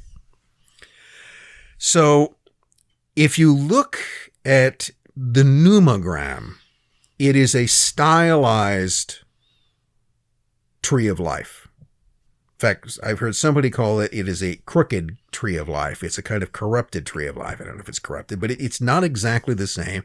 But the key element in it, or the key similarity, is that there's still these 10 sort of sephira, and it also has not the same form, but if you looked at the two side by side, you'll see a kind of rough similarity. Although you have to remember that the traditional diagram of the tree of life doesn't have to be that way. So Crowley, for instance, used one which organized it as a circle. So the whole thing is you just have to have the different sephira, and you have to have the connecting elements between them. You can draw that in different ways. So one could essentially argue that Land's numogram is just another way of mapping out the tree of life. What shows up in the tree of life is that everything here, going back to those ghost lemurs and their transtemporal system and the time war, everything revolves around the number 9. So instead of having names, as I know, each of the 10 cardinal points in the numogram has a number, and it's a pair of numbers, and they're either 3 and 6, those are at the top, then 5 and 4, and then you've got 1 and 8, and 9 and 0, and 2 and 7. Remember, those make up 9. Everything adds up to 9. 3, 6, and 9, when you add them together, are 18, which is 9. Okay, So this is what I think about 9. 9 never goes beyond 9. It's always, what does that mean? I don't know. It's fun to play around with the numbers. So, and like the sephira in the basic tree, or in the Kabbalistic tree of life, there are lines between them, and the numbers combine in different ways. And that in some way, and I have to say in a way that I cannot understand, this all is a kind of map for reality and the keys to the universe. This is what sort of makes everything work. It's a kind of number game. It's a combination of the Kabbalah and numerology in some way or another. And it all began with a story by William Burroughs, which was fiction, and everything is then kind of extrapolated from that. So here's the question that leaves me with. Is this all just a joke that someone started to take seriously? I mean, is that how it began? You just sort of, it's one of those things, we kind of think the story is interesting and it becomes a joke. And I think that does happen. I think people can begin to take completely seriously things that were never meant to be taken seriously. That, by the way, connects to a previous episode I bring in. We were talking about the protocols of the learned elders of Zion, and the whole question is who wrote it and why. And I throw out this, what's the possibility that the protocols were a parody? That they were written as a parody of a meeting of some group that wanted to rule the world. And it therefore is a parody. It's a joke that others then began to take seriously because that joke seemed to reflect a reality that they wanted to have. The bottom line to this is the belief that you can simply make stuff up and get away with it, which you can. That's part of it. And it's I think people may have encountered that before. I know that I have, where someone, you tell what seems to be a kind of harmless white lie about something. Same things have no particular meaning, but then it begins to take on other people. Embody that. They begin to take it seriously. And then before long, you've created the situation that begins to get out of control. It literally, as the term goes, it takes on a life of its own, which is what they will do. Well, you mentioned their idea of hyperstition. It sounds like an egregore. It sounds like Jung's idea in some ways. Imagine a being, talk about it, put a lot of energy into it. And it was, some years back, I knew a person who decided that they wanted to worship the Greek gods. Why? Because they just seemed to be cool, and it was transactional. Okay. None of this, just, like, I'll kill a goat, whatever you want, you give me this. Okay. That seemed to be pretty simple. They thought that made sense. Kind of. Easy to understand. And, followed on the conversation, they were saying that, one reason why the gods today, the Greek gods, the Olympian gods, are so weak and nobody hears it is that the whole thing is just them being talked about. So, because that puts energy into them, and they only exist as these kind of very, very minimal, there's almost no existence at all, because there's no consciousness of them. No one thinks about them. No one talks them into existence. Popular media, Supernatural, a very cheesy television show that was on. I don't think I've ever watched it. And you which is surprising given its title. You are no less for it. But that's their interpretation. They fight monsters. It's the X-Files, but for the WB. And they fight monsters and stuff. But there are Greek gods. There are old gods. And that's the story of why they're fighting them and why they're not true gods, is because nobody believes in them anymore. So they have to go off and kill people themselves instead of having you bring them, virgins. Everybody believed in us and offered us sacrifices and prayed to us all the time. That would energize us, and then we'd be able to give you what you want. That's you all ignore us. See, you don't even have to watch the show. You got it. Yeah, go back. Well, anyway, I think that is, I say anybody who wants to know more about Nick Land and his ideas, he gives lots of interviews. Does he? I first heard about him a few years ago, and it was there are a number of interviews out on YouTube where you can find talking at length, and there are people who will discuss. I know there was one thing I was going to watch and I didn't, which was going to explain the numogram, and then I noticed it was 3 hours and 33 minutes long.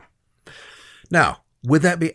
I don't know. See, this is my whole thing. If there's a fundamental concept and it takes you 3.5 hours to explain it, do you really understand it? Okay. Everybody anything which is based, you should be able to give an elevator talk on. So what's the elevator talk on this? And if it's, there goes Libras and Lemuria, and anyway, okay. So, and that's where I would come down to. I just don't, it is the, elevation of fiction into the realm of reality, which I suppose human beings have been doing forever. Maybe that's the kind of takeaway here. But that might be a good point to wrap things up for today, because I'm sure that everyone will have to go Google things and scratch their head for some time after this one.